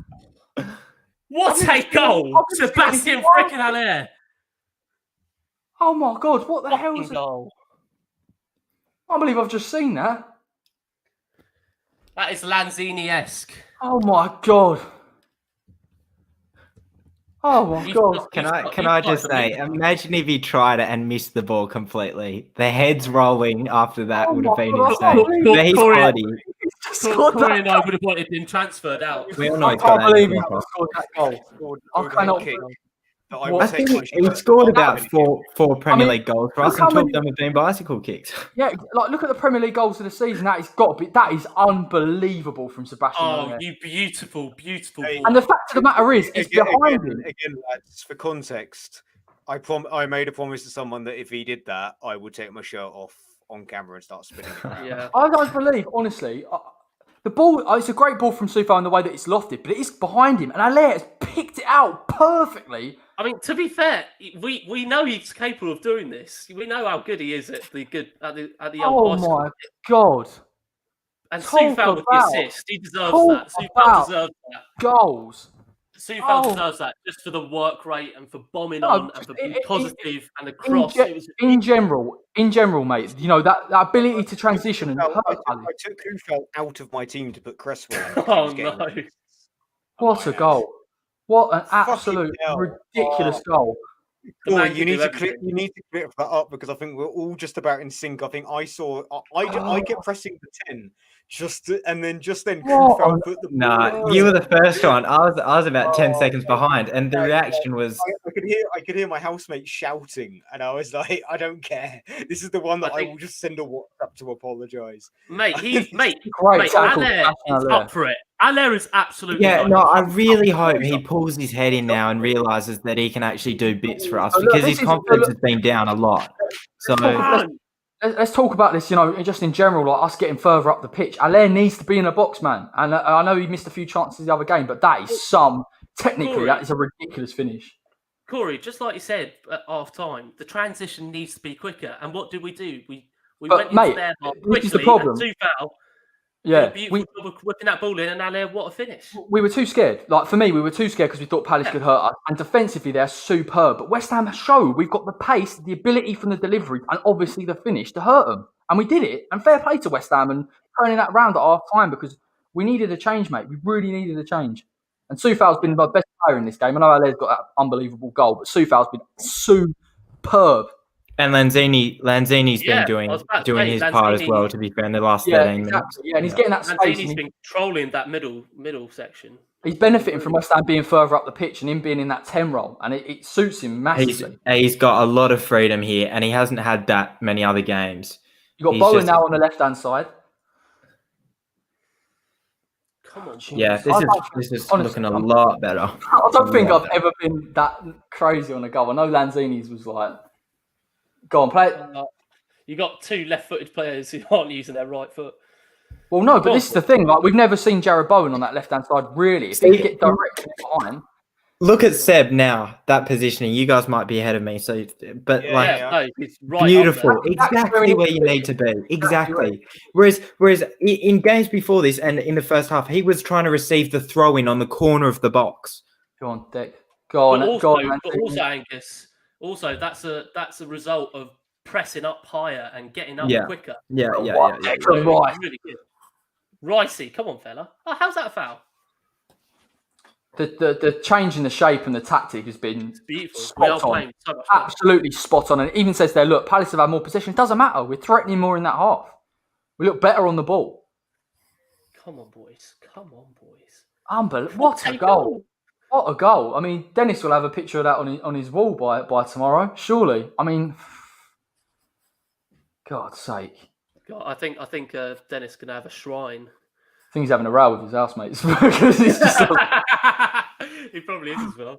Oh, yeah. Don't blame them. And he's going, Sebastian Allaire scored the greatest goal I've ever seen. Do you understand? Yeah.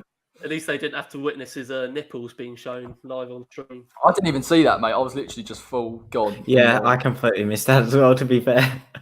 I just saw a topless Dennis, and I was like, nope, I'm going back to the game. Absolutely superb, West Ham. That's it. Go on, transition. This is it. This is better. This is exactly what we want. Play it wide, Lanzini. Move it. Go on, Manny. Go on, that's it.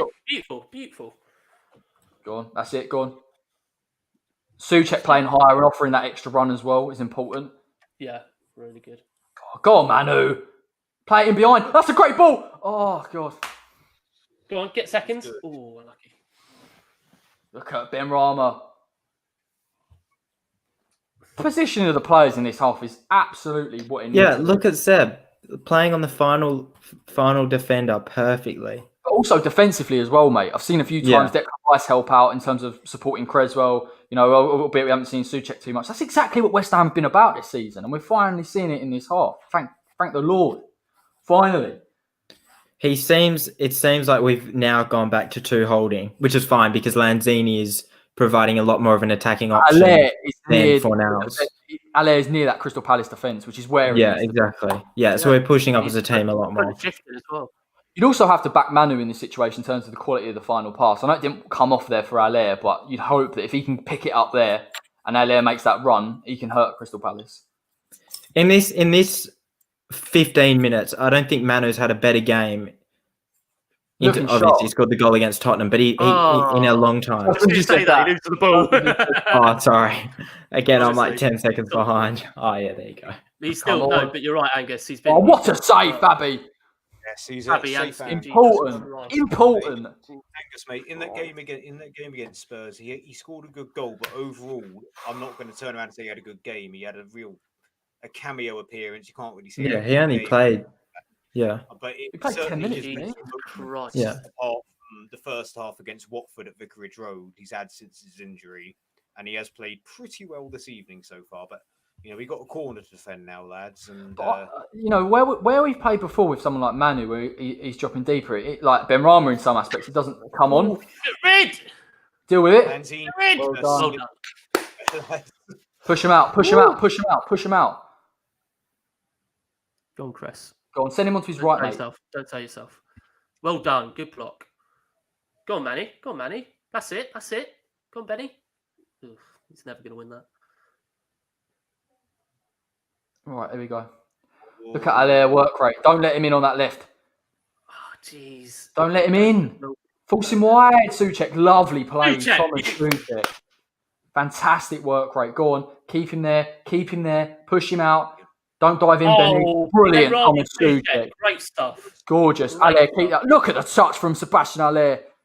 Oh, masterclass. I appreciate that Thomas Souček cost us 13.5 million. Oh, it's ridiculous, mate. It's ridiculous. Good bit of business by the board. Credit where it is due. Do you know, actually, fair play to the resolve as well. Oh, lovely. Unlucky Benrahma. Yeah, go on, ref. Oh. Was it a free kick the other way? What we just witnessed is Angelo. Tonight is an acid test for Benrahma. Here we go. Go on, that's it. Much better. Play him on the left. Getting cutting in. Okay. Go on, Benny. Lads, just then was the body language that I got warned about by Benrahma. He didn't get the decision that went his way, and he threw his arms in the air and just walked back. But he got up and started running. Okay, that's worth noting. But that's the type of body language I was warned about at Brentford. But it looks like immediately afterwards that he's learned from that and matured a bit. Benrahma's just mugging you up. He has to. He's just mugging you up. He has to in this side, doesn't he? That was the attitude. That was that body language. That was that lack of. He's not up for a fight, is what I got told by Brentford fans. Just saying, incidents like that is what I got warned about.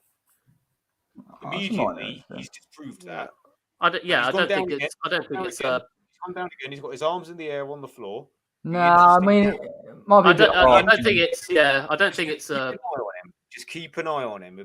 I don't think it's a massive issue. I mean, lots of players do that, like Zaha as well. Zaha does it every 5 minutes. Yeah. So it's interesting. Just keep an eye on him. Let's see what he does. Okay. He's been working hard. Well, I think it actually suits him with a bit of space down that left-hand side, doesn't it? Instead of being blocked out by that Palace midfield, and their shape's been so good, Crystal Palace. But West Ham are using pace to open them up a bit more. Lanzini's given that other option in midfield. Go on, Manny. That's oh my God, Declan Rice, some ball that is. That is a great ball. Go on, Benny. Left peg, Creswell. Whip that ball in, son. Whip it in. No. Okay. That's it, little West Ham higher up the pitch. That's it, Declan Rice. Drive with it, son. Go on, Soufal. Decent ball. Oh, is he offside? No, he's on. Overlap. Corner? No.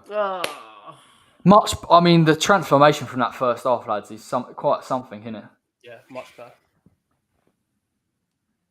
They're showing this goal again. Let's have a look. Oh, mate. Talk about a goal. What a fucking goal. That's going to be replayed over and over again, I imagine. I'll be watching that again tonight. So I thought I'd do the slow-mo clap to go with the slow-mo replay. So The funny thing is, he's been playing like a man, completely out of confidence, shaking his head every time he loses the ball. To then go and pull something, like to have the audacity to do that. Obviously, he knows he's good on the ball like that with the bicycle kick, but to do something like that is mad. Aaron Cresswell, that's it. Composure will stand at the back. I want a video comparing that to Dean Ashton at Old Trafford. I promise you, I'll try and cut off our reactions to that goal. Mate, you with my bloody titties hanging out, fucking swinging my jump around. Come on, Bowen. It's not quite worked there. I can't get over that goal. To be honest, I just can't. It's just ridiculous, man. Honestly. And Angus, you're right as well. Like you'd never. That's well played, Diop as well. Fair play. Yeah, he was fucking strong there. He needed to be strong. Uses his pace and his strength. Lanzini is doing the appropriate. Well done, Lanzini. Not foul? Not foul? 2018 Lanzini would have had that for breakfast.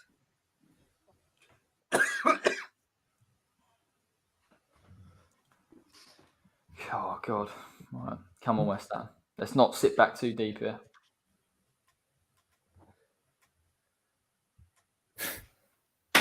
Nothing. And why are you looking for that? Why are you looking for that? Again, where's Chris Kamara having a go? And he'll turn around and go, I'm not looking for a penalty. I'm not looking for a penalty. So where's your arms up and why are you shouting? You're looking for a penalty, you mug. I mean, let's have a look at this again. Like, it's ridiculous. Oh, fucking hell. The ball's already gone past him. He's looking for No, it's hardly a body check. Hardly every bit of contact in that. He's looking for the contact. It's the way he goes down. He goes, riff. Pathetic. Fucking, honestly, I'm not being funny. Was there not a 3-game ban for diving brought in 2017? Yeah. And only Manu got it. Yeah. Only Manu got it and then we scrapped it. Right? Really need a looking into on a regular basis. I mean, that's the thing. It should still be used. For some reason, we don't use it. Go on. That's it. Go on. Come on, West Ham. Go on, Jared. Go on, Jared. Oh. Shaves the ball. It was good attempt. Kiyate there again, pressured by Haller to give the ball back to us. He just literally had zero time to get that header under control and find a teammate. It was beautiful pressure from Seb. I've got to be honest, I'm just happy we're getting forward. Like, even you see that where Jared Bowen can come inside because Soufal's making that overlapping run. It's giving Palace something to think about. And that's what we just didn't do in the first half. Well, it's like you said, we look, end of the day, mate, we may have been behind, but we've done everything that we can to get back into it. And Exactly. Like, we haven't necessarily... what's going on here? Go on, send him off. Red card! Red card! Yes! Off your pop, son. We will take that. We'll take that. See you later, Benny. Go on, off the pop. You shove your diving Zaha up your fucking arse. Yeah, go on, Palace. Go on. Now we can really push up the field. Let's have it now. I think it's a second yellow for. Oh, okay. So it can't be reviewed then, can it? Yeah, that should be. Yeah. I don't think it can. Yellow, yeah. That's it. No VAR. But what I would say is I feel bad because I think Benteke is a better footballer than people give him credit, and he started to come into form. But that is a yellow card. Yeah. Oh, you love to see it. You love to see it. Don't you? Lads, let's have a look. I haven't seen this. Oh, he's yellow. 100%. You know what? A bit of an Andy Carroll special, that one. But... Soucek makes a meal of it, but the ultimate fact is an elbow was in his face. Yeah, I mean, he's done that. He's done that. Mate, he's done that a few times in this game, hasn't he, Benteke? So not a surprise. You know what we need to do now? Pump balls into the box. Yeah, let's hurt. So do you reckon we change it up? Do we put on? Go for it. Well, no. Here's the thing, because obviously it is the striker here. I mean, Palace's shape shouldn't, in theory, change that much. But again, I imagine that Hodgson's going to get him to sit a bit deeper. In which case, the suits West Ham, push up on him. You want Snodgrass to put balls in the box, mate. There's only so long they can hold off in the pressure if West Ham put it on them, in my opinion. But you know, I love that comment from Jacob up Peter Banks and David Coote. Love it. We were all thinking they were going to screw us over. Here they are. Viva David Coote here. Probably one of the worst wrestlers in the league. It's done us a favour. Great stuff. You love to see it. Oh God, God, guys, what a game, eh? what a game! Jeez, every single time. It's so funny watching the Palace players protest when they haven't seen the replay, and it's a clear yellow card. It's like it's a yellow. Yeah, Isn't it good that looking like right mugs at the moment? Look at that! See that shape? See that shape immediately? Yeah. Midfield 4, Zaha as the focal point. They're going to just sit back here. Yeah, but have to. Ultimately, at the beginning of the season, especially 2-0 at fucking Newcastle, you wouldn't have thought you'd be frustrated 1-1 at Palace at home later on, would you? You know? This is going to be really tough for us. After that first half, I would have always said Snodgrass just flood the box. I couldn't even see us getting a goal, mate. I was like, where's this goal coming from? But obviously, Allaire turned up. Beautifully.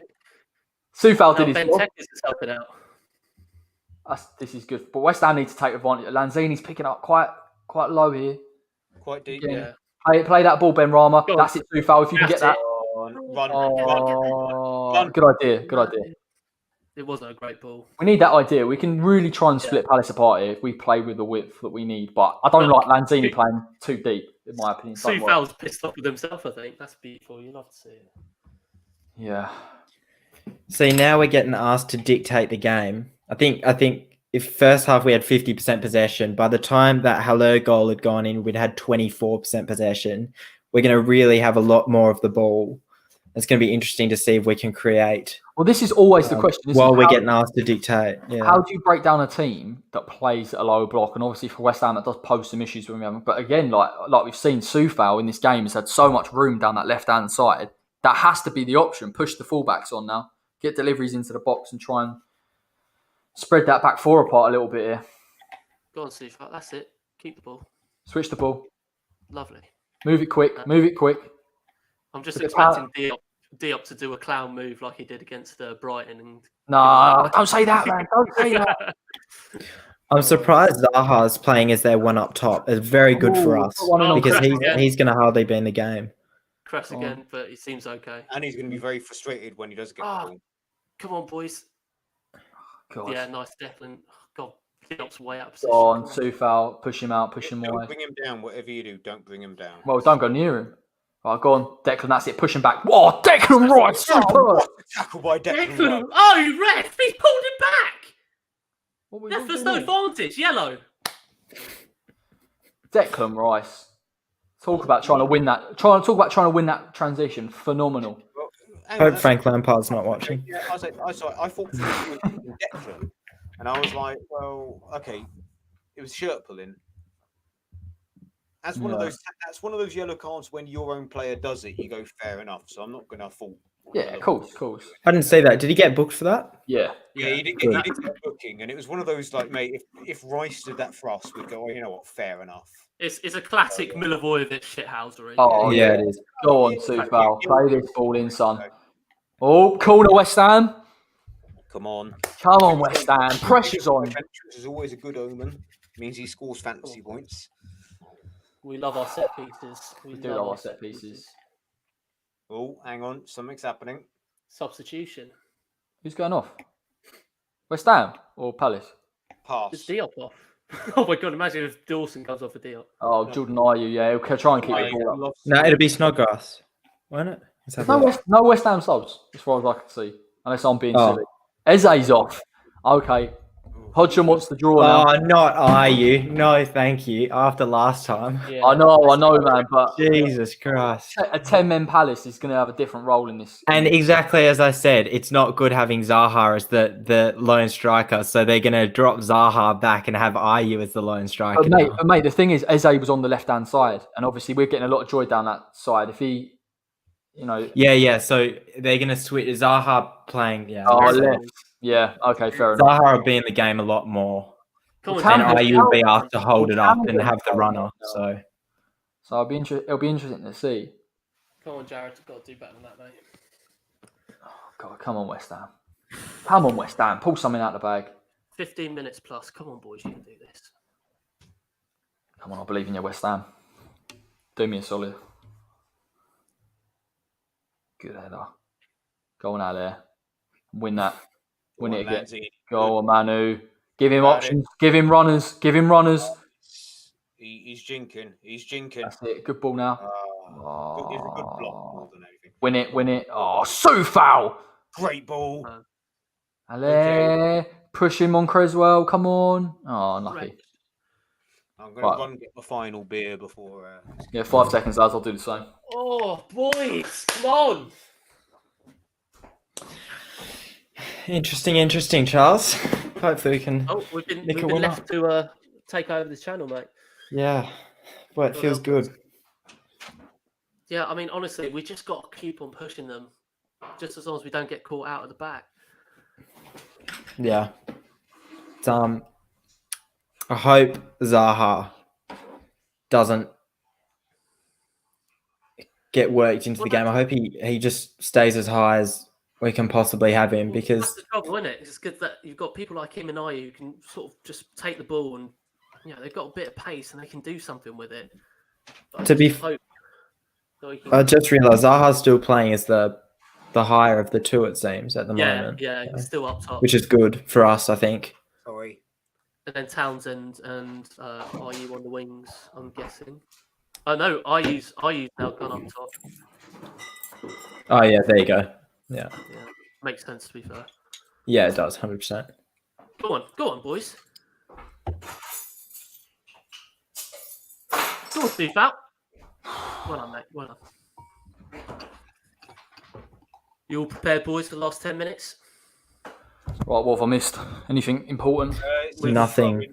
Which should have been a corner. But Is it just as I thought, Palace sitting deep? Could have been a corner. Yeah. We've got Bono and Diop on the halfway line with the fullbacks really pushed up. Come on, boys. Perfect.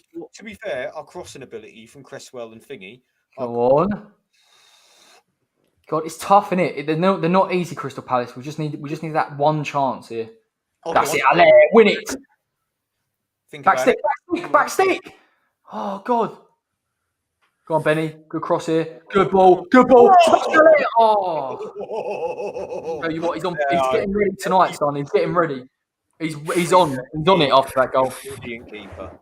That's what I want to see from Ale. In advanced positions, picking up the ball, stopping Palace from getting out of their box. It's perfect from him. He's unlucky there. Mate, if he doesn't catch that is 2-1. Oh, his head is straight to it. His jumps by it. Yarmo's on. To be fair, mate, this is the game that Yarmo wins. Yarmo's coming on for Bowen. Oh, Yarmo, last minute Chelsea. He's going to use his left peg, isn't he? The thing is, we don't really need the pace anymore, because we're naturally going to be in that final third. So the problem with Yarmo is his defensive work rate. You don't. But Yarmolenko offers something. But Yarmolenko offers something outside the box that shot from range that West Ham don't really have. So I think it gives us a different look. And it's the only one that shoots from range. Come on, Yarmo. Hopefully, he sticks one top bins with his left peg. What? Thomas Souček. Tommy Souček. Oh, Ben Rama forward. There we go. That's it. Come on, Declan. Put the legs in. Go on, drive. Yeah. Go on, Declan. Drive with that ball. Switch it, Lanzini. Switch it. Someone look at Manu. Forward. Push forward. He is wide open. Switch it. He is wide open. Switch it. Come on, fucking switch it. No one is. Go on, Manu. Manu, pick him up. Switch it. Forward. Quicker. Souček. Well done. Now here we go. Stretch him a bit. Go on, boys. Come on. Go on, you. Here we go. Go on. Yes. Go on. Right peg. Corner. Oh, corner. That's what we need.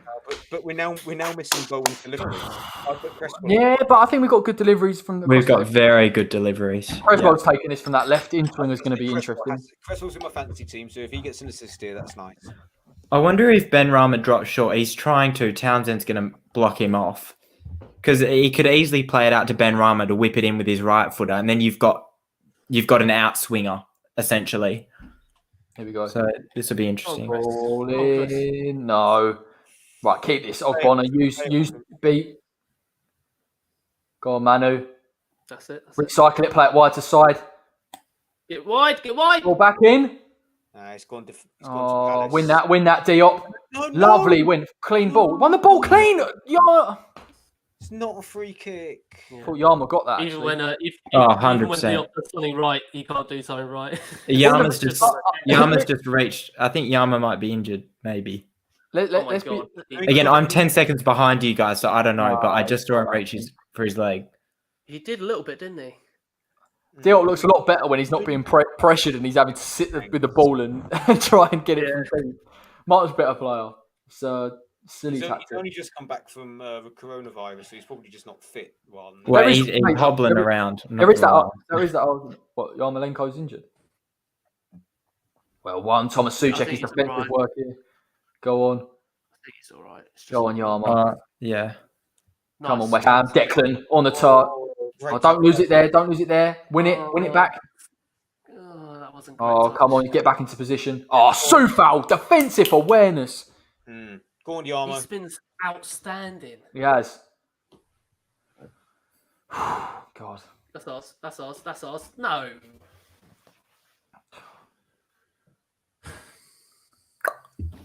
Jeez, man. Soufal, for me, this is the best game I've seen him in a West Ham shirt. He's been so good. Just top draw. Do you remember a couple of years ago when Masuaku was starting on the left every time, and you just knew before the game started that he was going to get beaten in behind? It was just like a given. Now we've got a lot more. Now we've got, even with Creswell, I know he gets forward occasionally, but it just looks a little bit more composed now, and he's got support from Souček as well. Come on, West Ham, be organised here.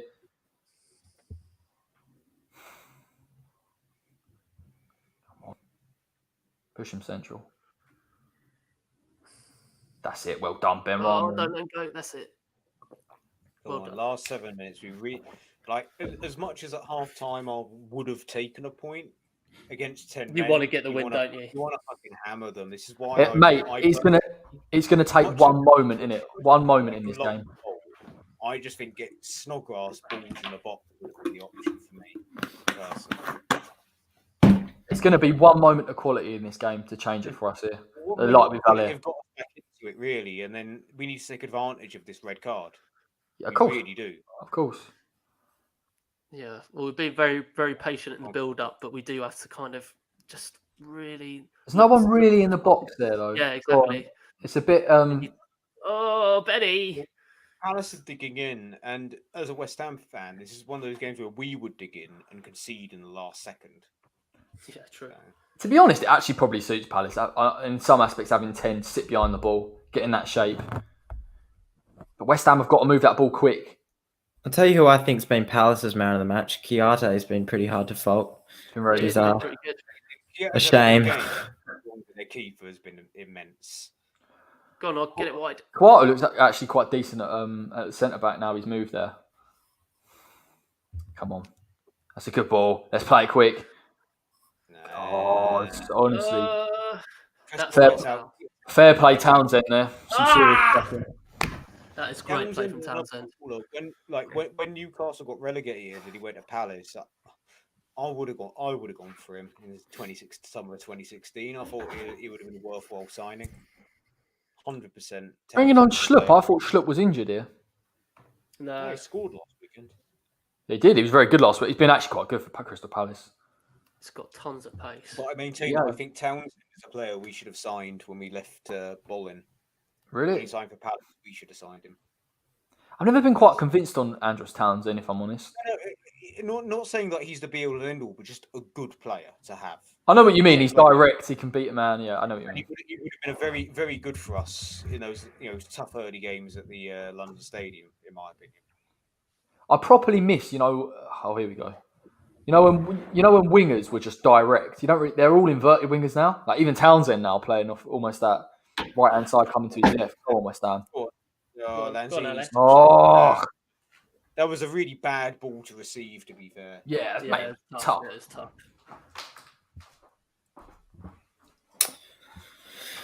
Yeah, Palace doing well at the moment. Just not giving us anything clear cut at the moment.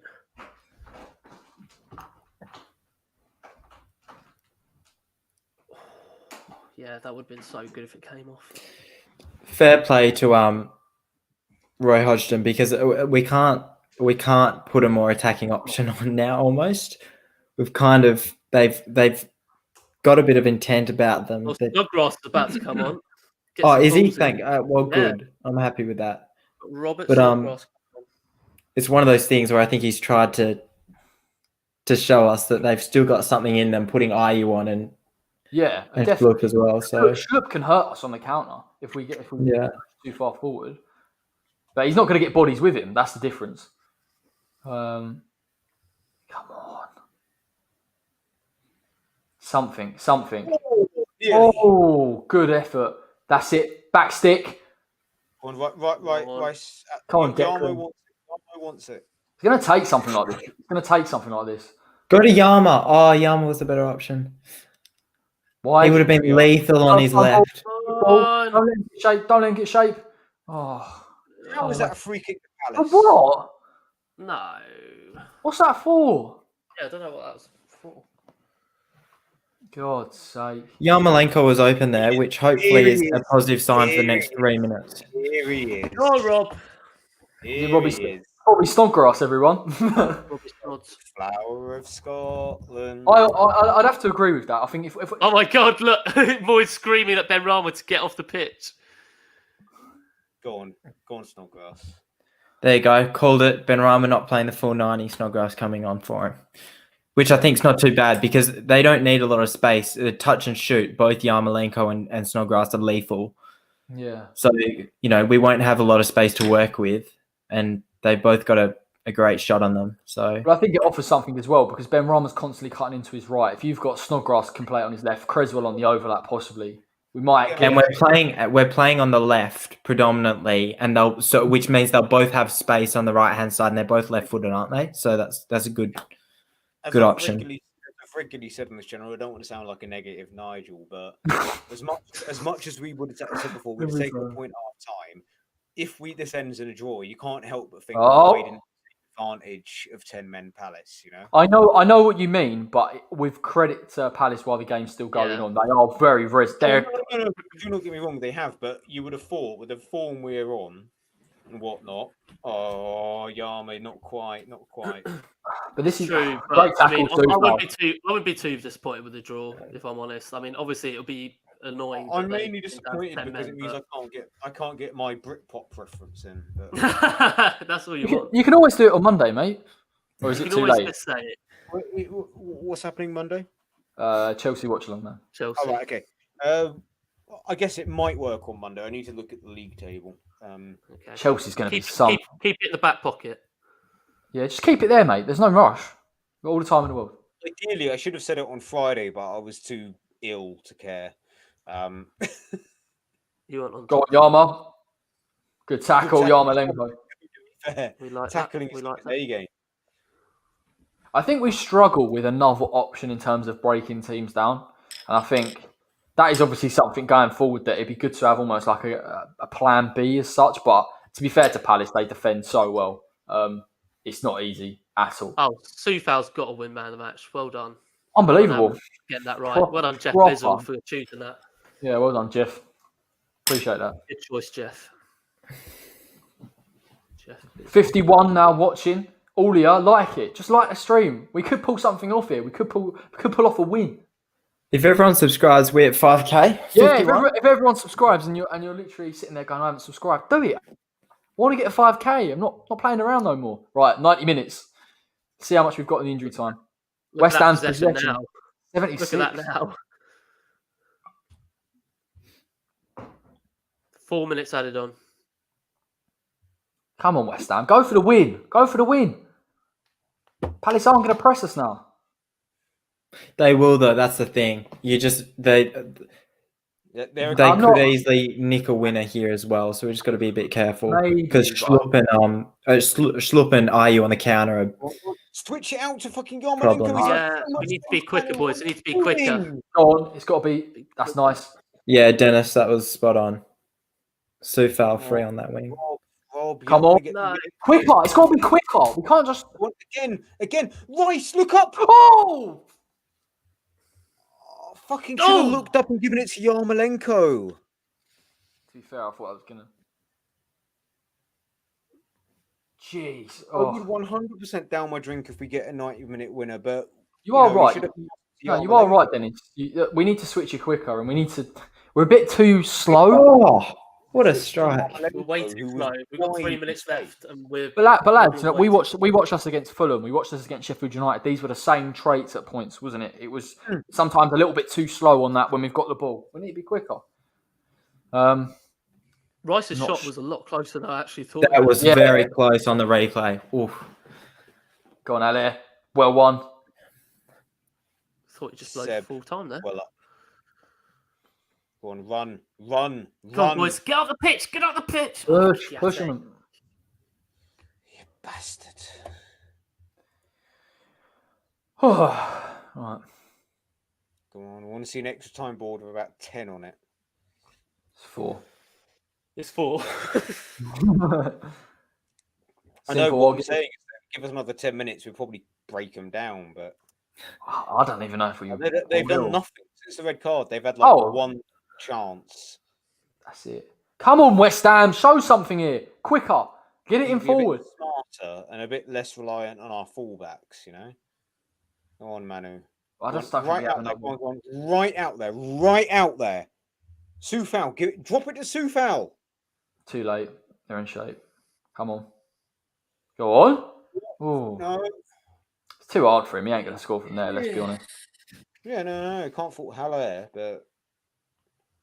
And like Angus says, the positioning of Haller in this game in the second half since he scored has actually changed so much. In the game, we had so many opportunities and we just, didn't listen to what we could see because it's one of those things when you're caught in the moment, like, I've played football 7-a-side, you don't really know. Not quite the level, but yeah. Show the respect. Yeah, respect. Come on. 64, 63. Watching now. Drop a like. Don't play around. Taking their time, aren't they, Palace? Of course, right. Dickens. Even though we'd do the same. Well, that transformation, to be honest, from the first half to the second half is... I mean, I'd rather they didn't do it, but... Come on, West Ham. Be a bit... One more chance in this.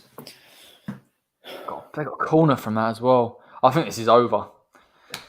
I hope. Well, let's bloody hope we don't concede firstly. Well, exactly. Yeah, I was about to say. Imagine. Yeah, we're not scoring after this. The implosion. I beg we hold on. Come on, West Ham. It'd be so freaking undeserved. I don't think Moyes... Oh, no, Moyes... Hodgson's telling them to get in the box. I don't blame him. Plucky Hodgson. Plucky Roy. Oh, God. This does not look good. Hopefully... no. As long as we're switched on. Charles, don't. Hold on, please. Oh, give it 10 seconds. He has it. Horrible. Oh, okay, Final good. whistle, 1-1. You take Oh, that thank God that's over. What a stressful game, honestly. Genuinely, a real stressful game. DJ Don't Stop's a good result considering the first half. I'd have to completely agree with you if I'm honest. Listen, I thought second half, absolute transformation. We got the tactics right. We pressed Crystal Palace. We used the width. Soufal's been fantastic all game. The goal from Sebastian Haller, there aren't enough superlatives to describe it. It was absolutely unbelievable. It was that bit of magic that we need. Credit to Crystal Palace. The defensive shape made it tough for us. Again, we can talk about the first half, the lapses in concentration. Diop's position as well, sitting from deep, particularly for that Benteke goal, was really, really poor. But fair play to West Ham. I think that's been a trait of this season, turning it around in the second half. I would rather we did it through the whole game. But that's the result we've got now. And I think fair play. We've come back, put a performance. I'd take a point, lads. How do we feel about that, even though Palace did go down to 10 men for the last 20? Yeah. I mean, you feel frustrated when you think, 10 men... we get it, and we could have, but look, you'd have taken a point at half time because at half time we didn't like we had a clue, and it's a bit of magic from the main man Seb, who I've taken a lot of flack for supporting, and I will accept your grovelling apologies later. Now back off, man. He deserved it last week. Yeah, who's got to apologise? Yeah, we're not apologising. But yeah, you would have taken at half time. I will say very quickly, we give, especially looking back over the months and last month, we give David Moyes a lot of stick for his in-game management more than anything. I thought his halftime changes, both formation-wise and player-wise, were brilliant. I think that's what most fans wanted to see. So hard to fault from his end. I'd like to see Lanzini start the next game instead of Fornals, because at the end of the game, at the end of the day, both our last two games, game against Leeds, game tonight, we've been chasing. And it's always hard to come back when you're chasing a game. And as soon as they got that red card, in a way, I think it was harder after they got that red card. I think it would have been easier for us to perhaps sneak a winner if Benteke had stayed on the pitch, because as soon as he goes off, they're going to try and hold on. And again, you see it with Tottenham a lot of the time. When they're the ones asked to dominate possession, their chances are very minimal. And sure enough, for a team that doesn't hold the ball a lot, we've been asked to dominate the last 25 minutes of the game. And sure enough, we haven't been able to break them down. Whereas when we do have the 25, 26% possession like we did before the Haller goal in the second half, we get the goal. Yeah, that's the thing. I think that's been a trademark a little bit of this season. I've always said that in terms of transition, when we've got space, West Ham can be incredibly dangerous, and we've shown that against a number of sides. When a team sits deep, and a team like Palace with such a great shape overall defensively and even offensively, let's be honest, first half, when they got the ball in our half, they created things. Eze was on the ball, Zaha was on the ball, even Benteke obviously for the goal. And I think West Ham struggled with that a little bit. Probably them going down to 10 men didn't actually help us too much, because it meant their game plan was very much to sit back. And that is something we've got to look at long term. I'm not going to sit here and complain. The fact we are where we are this season is unbelievable given the start. But certainly I think we need another game plan, because I think when we come up against teams with a low block, which is very, very rarely, shots from outside the box and predictable crosses as good as Soufal's was for Allaire, it's not enough to win these type of games. Go on, Dennis.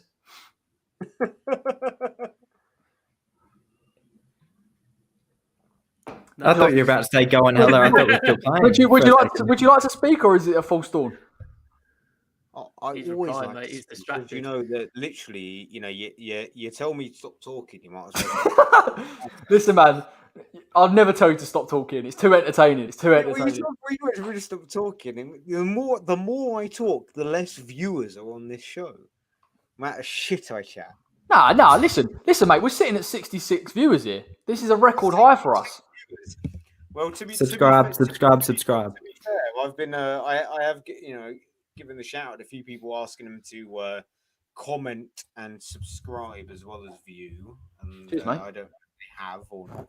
Appreciate it. But yeah, Seb Haller. What can I say? My housemate commented about how much I was fucking screaming. So that shows how much how good that goal was. But ultimately, like I said, at halftime we're bereft of ideas. You'd have taken a point. I'd have taken a point. Yeah, we got a point. I'm just disappointed we didn't win, so I couldn't get my reference in that I promised my mate I'd do if we won or got ahead. But Palace, Crystal Palace, the table come into Christmas. But come on, honestly, lads, beginning of the season, you wouldn't have had. You'd have bitten your arm off at this. Fucking hell. This has been such a positive season compared to what we could have done. I know it's frustrating that we could have done so much better, but that's life. Every team could have done better. Leicester, when they won the Premier League, they could have done better. Everyone could fucking do better. I'm just really glad that I'm just now I can complain about only drawing to Palace, whereas at the beginning of the season, at the beginning of lockdown, I was seriously worried about about the fucking London Stadium in the Championship. Yeah, I think we all. I was actually a Moyes fanboy, but he's done a good job. He's done a good job saying that. He's done a good job. Koza Coma says, we need to score 1-1, mate. It's on the screen. It's on the screen. I'll put it up for you. Now, listen, you're right, and credit has to be given to David Moyes. I know, listen, I was a huge critic of David Moyes and his in-game management for a long period of time, but I've been impressed with his ability to change it. There was actually, even when we were beating the likes of, Wolves 4-0 and Leicester 3-0, there still weren't those changes that we needed. But in games where it's gone wrong, Aston Villa is one. This is another one. He has made those changes and fair play. And he's made the right changes as well, not just bringing someone on for the sake of it like Bielsa did last week, but actually effective changes that meant West Ham could get at least a result from this game. Well, look, I suppose we'll be disappointed given the last 20, but I guarantee you if we watch the first 20 minutes again, we'd be sitting here begging for a draw. Yeah, just a great result. Great result, 1-1. Take the point, run away with it. Obviously, gutted that we couldn't kind of take advantage of the one-man advantage. But other than that, I think at half-time, like Dennis said, you'd be happy, you'd bite your arm off for a point. So that's exactly what we've gotten against a tough team, a bogey team in many people's eyes. And now we just look ahead to Chelsea. We've got a big opponent in Chelsea who are sort of very up and down, and hopefully we can take them on and try and get something out of that too. I was about to say that with Palace.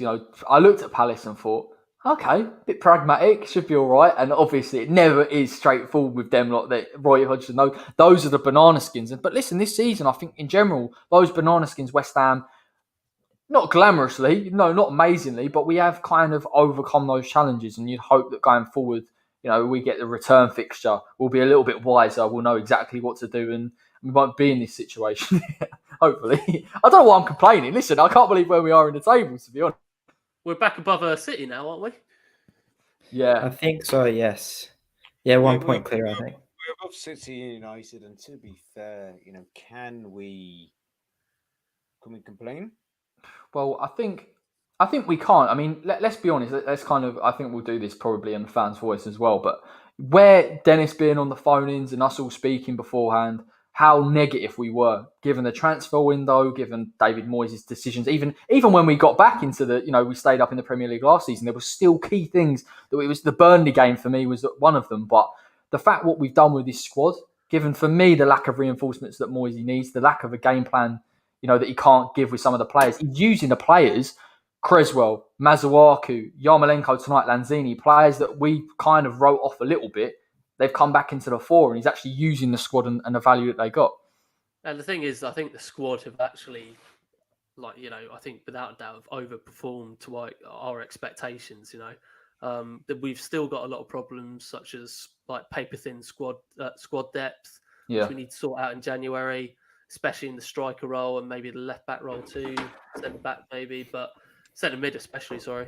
But yeah, I mean, these are issues that hopefully we can get fixed in the future, and hopefully we'll have new owners in the future too. But everything on the pitch at the moment is making for very good viewing. Do you want to answer this question, lads? I do think it was fair. As I say, it's a yellow card at the end of the day, so it's not a straight red, but it wasn't given as a straight red. So I get Palace fans' frustrations, but I know what he means. I think if Souček had done that, we would be going, that's harsh. But I suppose when you look at on the two separate instances, the fact again they are both separate yellows, you can't do it. I know Carroll got away with quite a bit when he was playing, but not nowadays, especially with VAR. Even in the game against us for Newcastle, the first game of the season, do you remember in the first 15 seconds, he's just come up and gone? Yeah. I mean, that's his game, isn't it? Andy Carroll with the elbows. But Benteke, I think Diop got absolutely done there. He did get out. It shouldn't have been done there at all. I mean, it's not like you can miss Benteke, do you know what I mean? And well, thank God, if he scores against us, then at the very least he deserves to be sent off. So. Yeah, you've got to even it up. I mean, all is right in the world. Yeah, so it's all about equilibrium, and that felt. I couldn't go throughout my day thinking West Ham had lost to a Benteke winner. That would have really hurt me. Particularly as he wasn't a game changer either. I think we need Balbuena back quickly though, because we've got Giroud will start. Giroud will start for Chelsea, and he is the best in the world, pretty much, at creating space in the box. The way he works in that box is ridiculous. Giroud will gobble up Diop. He will. Yeah, that would not be a nice watch. It wouldn't. And Chelsea offer so many problems in their press, their midfield. If Pulisic is playing, Timo Werner. I know he's not prolific, obviously, at the moment, but it's going to hurt us. And it's going to be, it might suit us, lads. It might actually suit us playing a low block, to be honest. I think when we come up against these teams, it does. We don't know what to do. We suddenly will sit there and drop too deep. We need to be pushing up and hurting. So the Chelsea game plan will be straightforward. Well, that's the thing, Corey. Like you said, I mean, the thing that changed the game and our fortunes, especially when we were attacking, was that we were just getting the ball up quicker.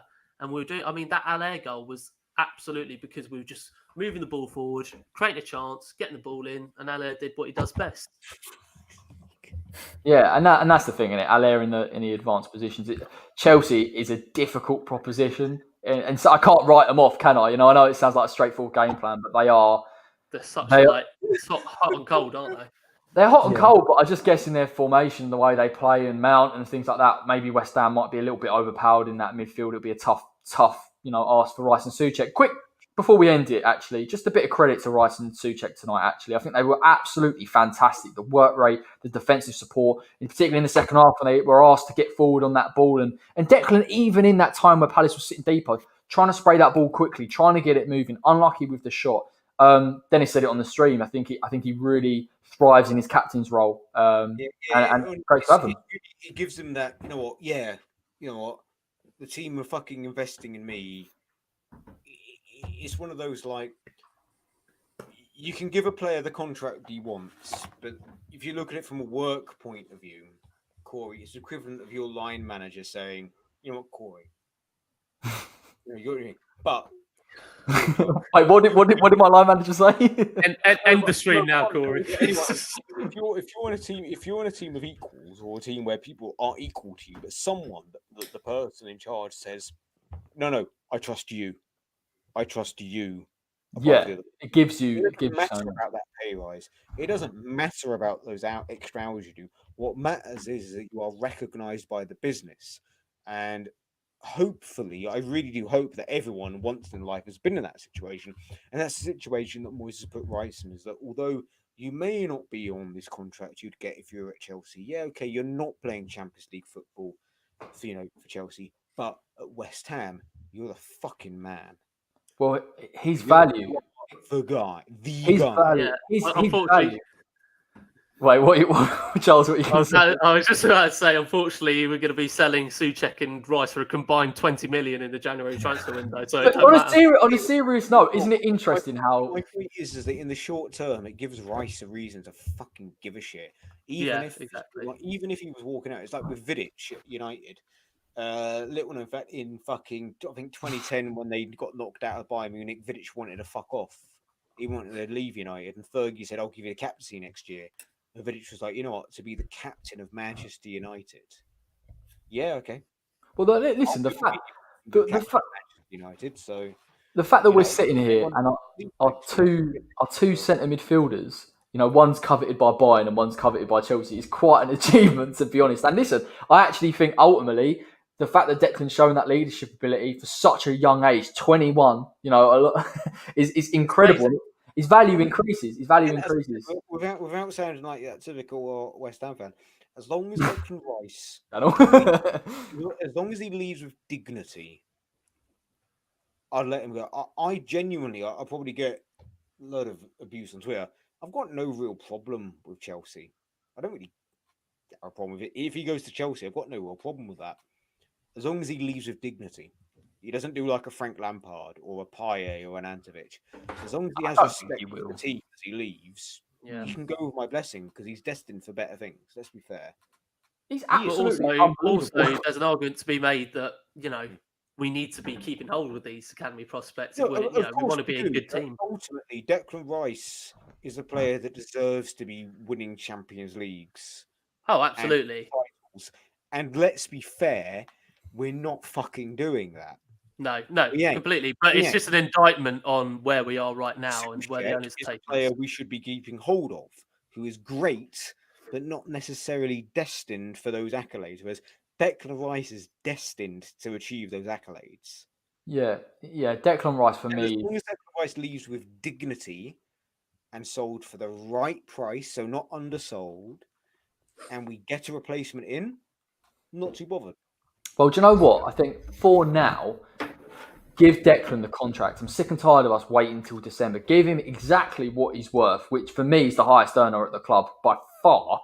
Give him the captaincy. Make it a difficult decision because Declan, he's still very, very young. And I know we always look at Declan because he's played for 3-4 years now as almost a West Ham regular, but he's played for so long that, he's still at that age. He's still got time to progress at West Ham and improve. And listen, inevitably, he will leave. Inevitably, he'll have to leave. But let's make sure that when he does leave, one, he leaves on good terms, which I back the player to do so, and two, we get the proper value for the player because overall, his attitude, his ability, his technical ability, defensively, offensively, he just gets better and better. Yeah, It's that weird. Less confident with that, with getting the value, but go on. Well, yeah, of course, yeah. It's one of those things, though. At the end of the day, the ambition for the club, and as unrealistic as it might be, is to be one of the top sides in England. Now, we don't sit here watching West Ham every day, every week, for us to be in. We want to see us win something in our lives at the end of the day. Please.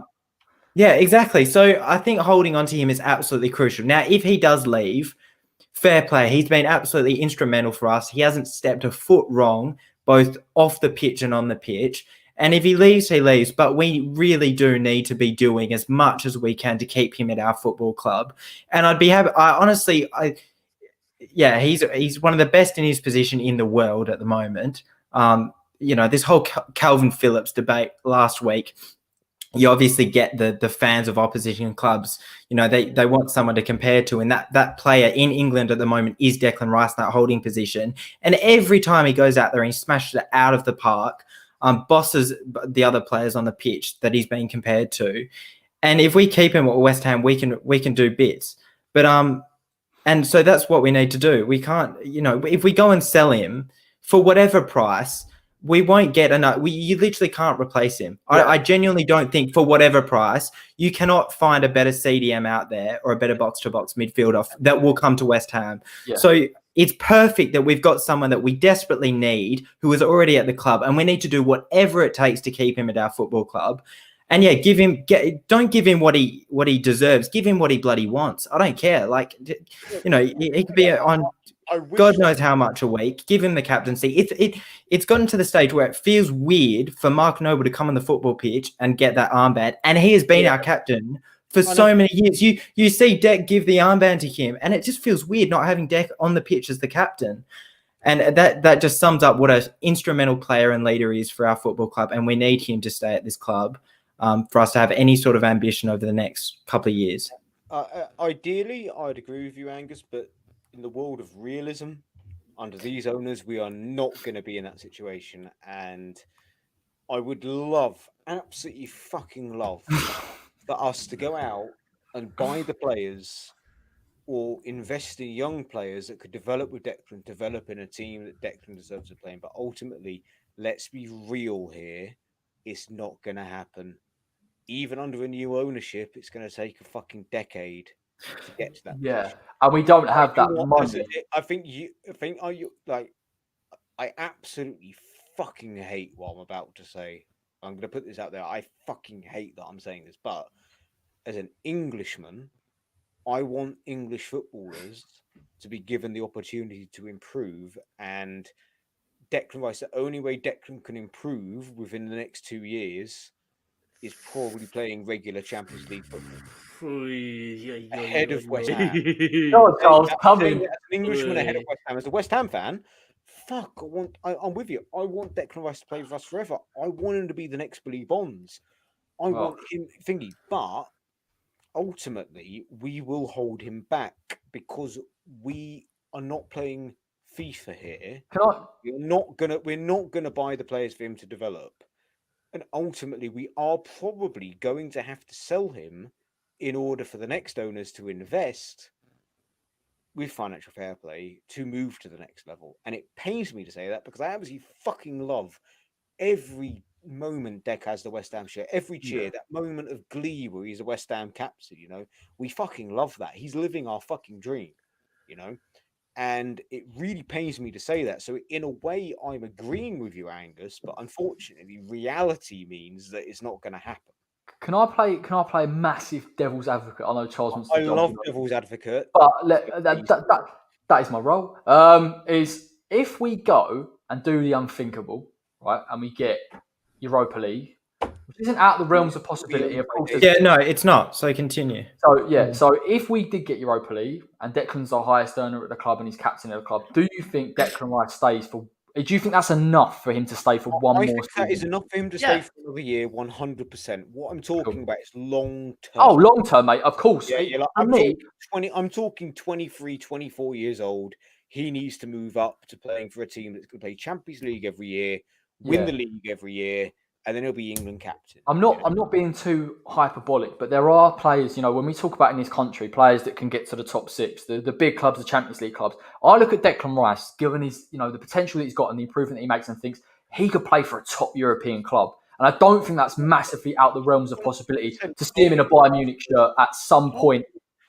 100% play for Bayern Munich, Barcelona, Atletico, Real, Juventus, Roma. 100%. Roma. Yeah, a bit of an odd one there. Still a big club.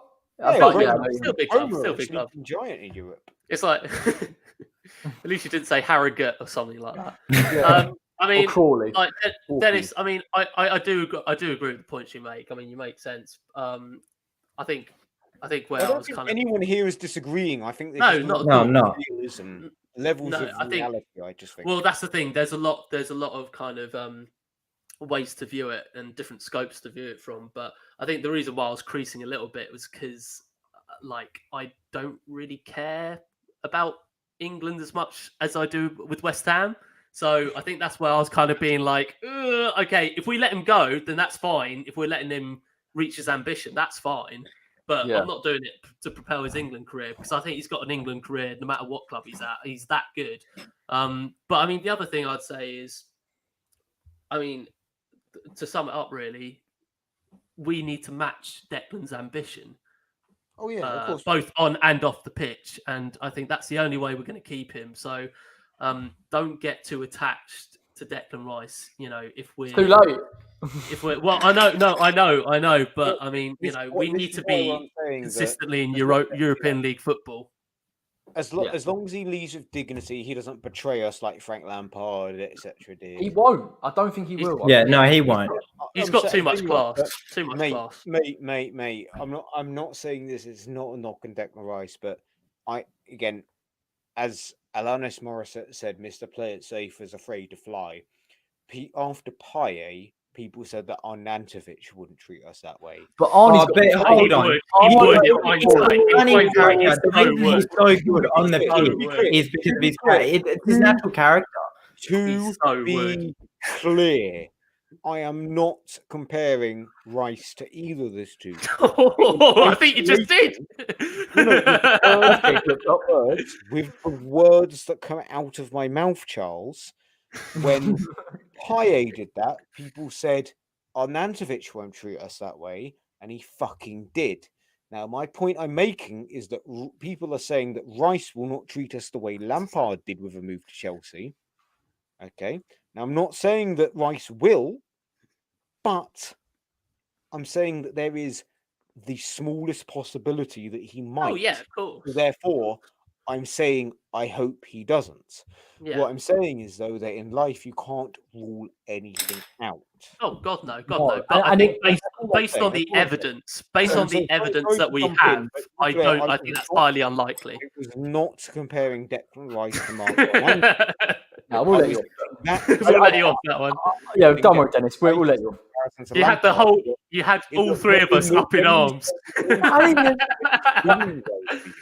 So when he's playing well for you and doing well and speaking well, ultimately something could be happening that none of us are aware of. This is what I wanted to touch on, Dennis. That's a proper point because I think at what point agreed already, we don't know. But this is what I'm saying. I don't want to go to this is probably a fan's voice topic, but I just feel like with someone like Declan, and we don't back the board here at all. I mean, they probably would sell him for 40 million, but if they get to a point where they say we're not going to sell him for this amount of money, right? And Chelsea don't have that money. Would we ever see a situation where Declan, who's done enough for West Ham, say, I want to go? And then does the perception of him change? I think it could happen, but I would like to think it would still be justified. So let's just say we scrape by 16, 17. Let's just say, hypothetical. Okay? Yeah. We scrape by 16, 17. And Chelsea have had an okay season. Come on, 4th, 5th, 6th. They don't reach your graduation. But Rice says, look, I don't want another fucking relegation battle. I've done what I can for this club. I love this club, but you need to, for my career, to give me the benefit. You could sell me for 40 million and buy 2 players that could improve your team, and I can go and improve my career. I can see that happening. I just hope he's not a dick about it. That's all I want is not to be a dick about it. And I think all fans would unanimously agree with him if he did that. What we've heard from X, I don't think he will be. But if let's say we fucking lose the next 10 games in a row, it's going to be going in his head, fuck agents. I know agents have a part, but ultimately he's thinking about his career. He's thinking, fuck, I've got so many holding midfielders, so many central midfielders in England. Phillips, Mount, Longstaff. He's the best holding midfielder out there. Who's that? Longstaff? And just play in centre mid. Doesn't matter if they're holding mid or centre mid. I've never heard of that bloke in my life. No. Once again, players in my position, if they get a move that I don't, and I'm still fighting relegation year on year, that could affect me moving forwards. Ultimately, Declan Rice needs to play with better players in order to improve. That's why he needs to play Champions League football long term, not now. Yeah, that's why we need to match his ambition. We need to match his ambition.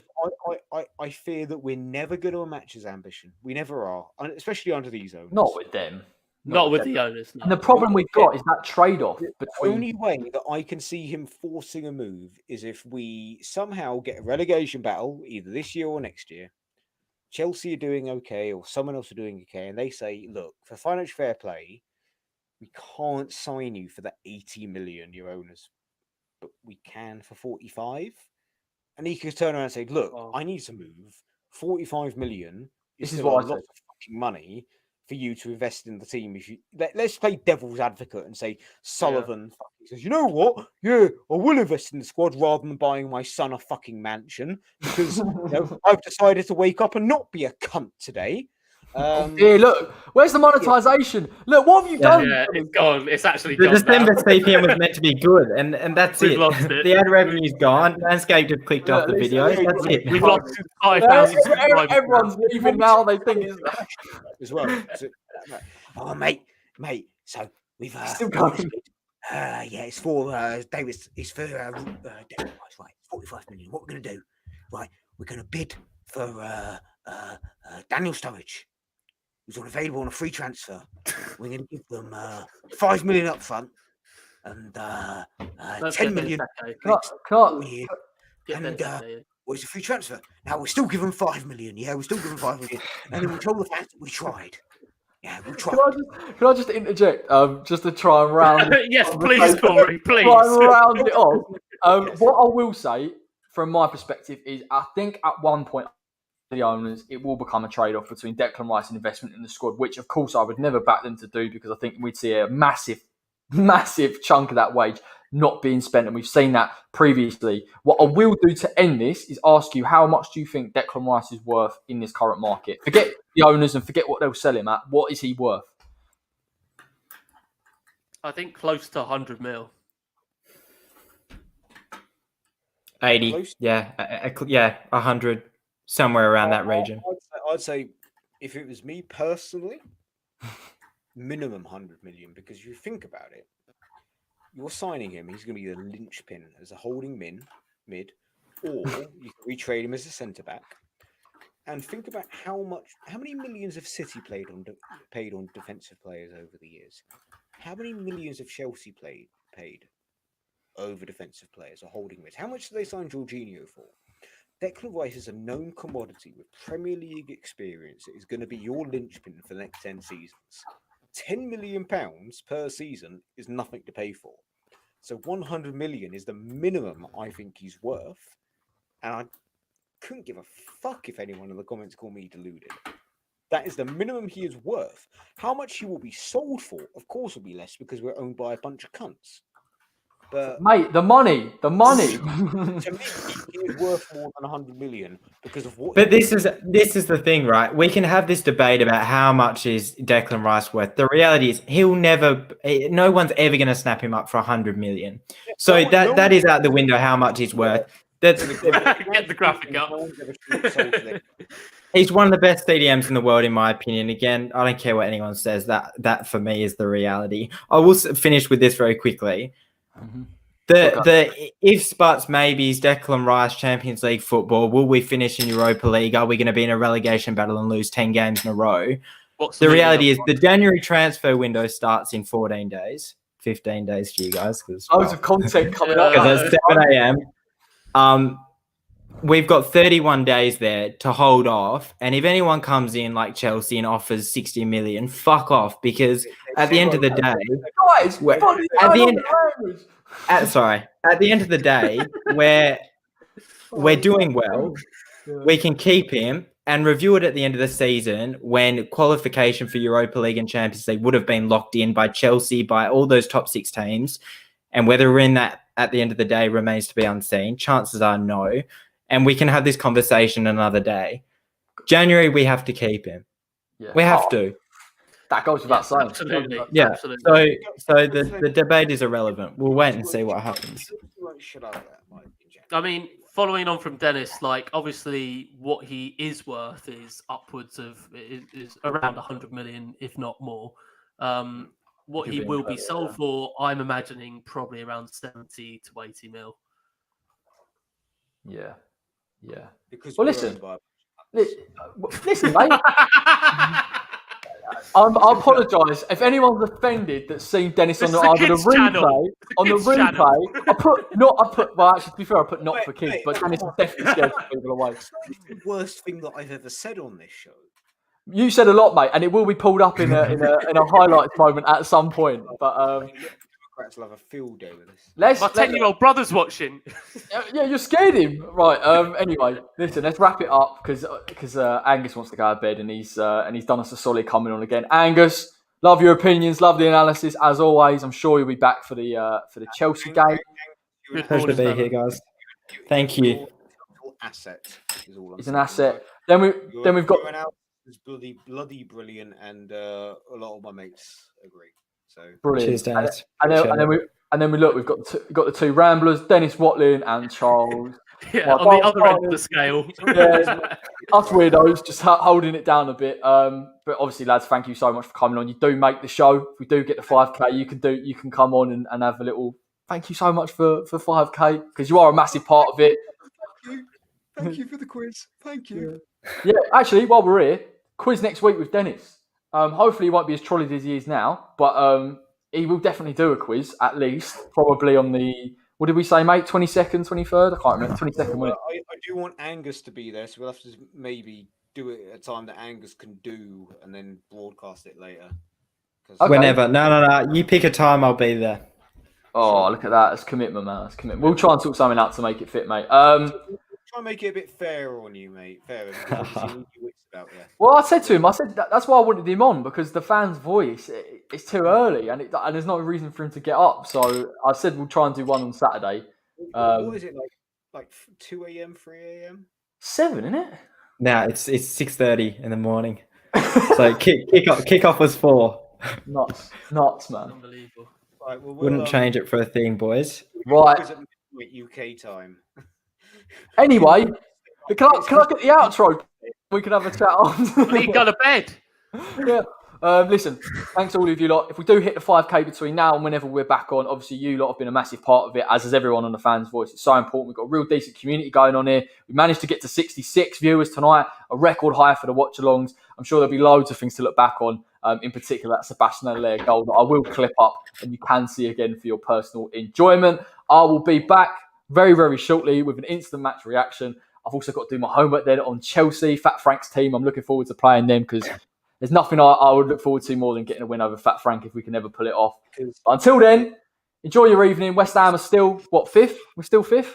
Or 6th? No, we're not 5th. 7th, I think. 7th. Yeah, who cares, man? We're not in the relegation zone. And we're going to Europe. Yeah, West Ham for Europa, right. Hopefully we can continue to tell Frank Lampard to stop crying Frank Lampard next match. So let's go. And on that note, I'm done. See you later.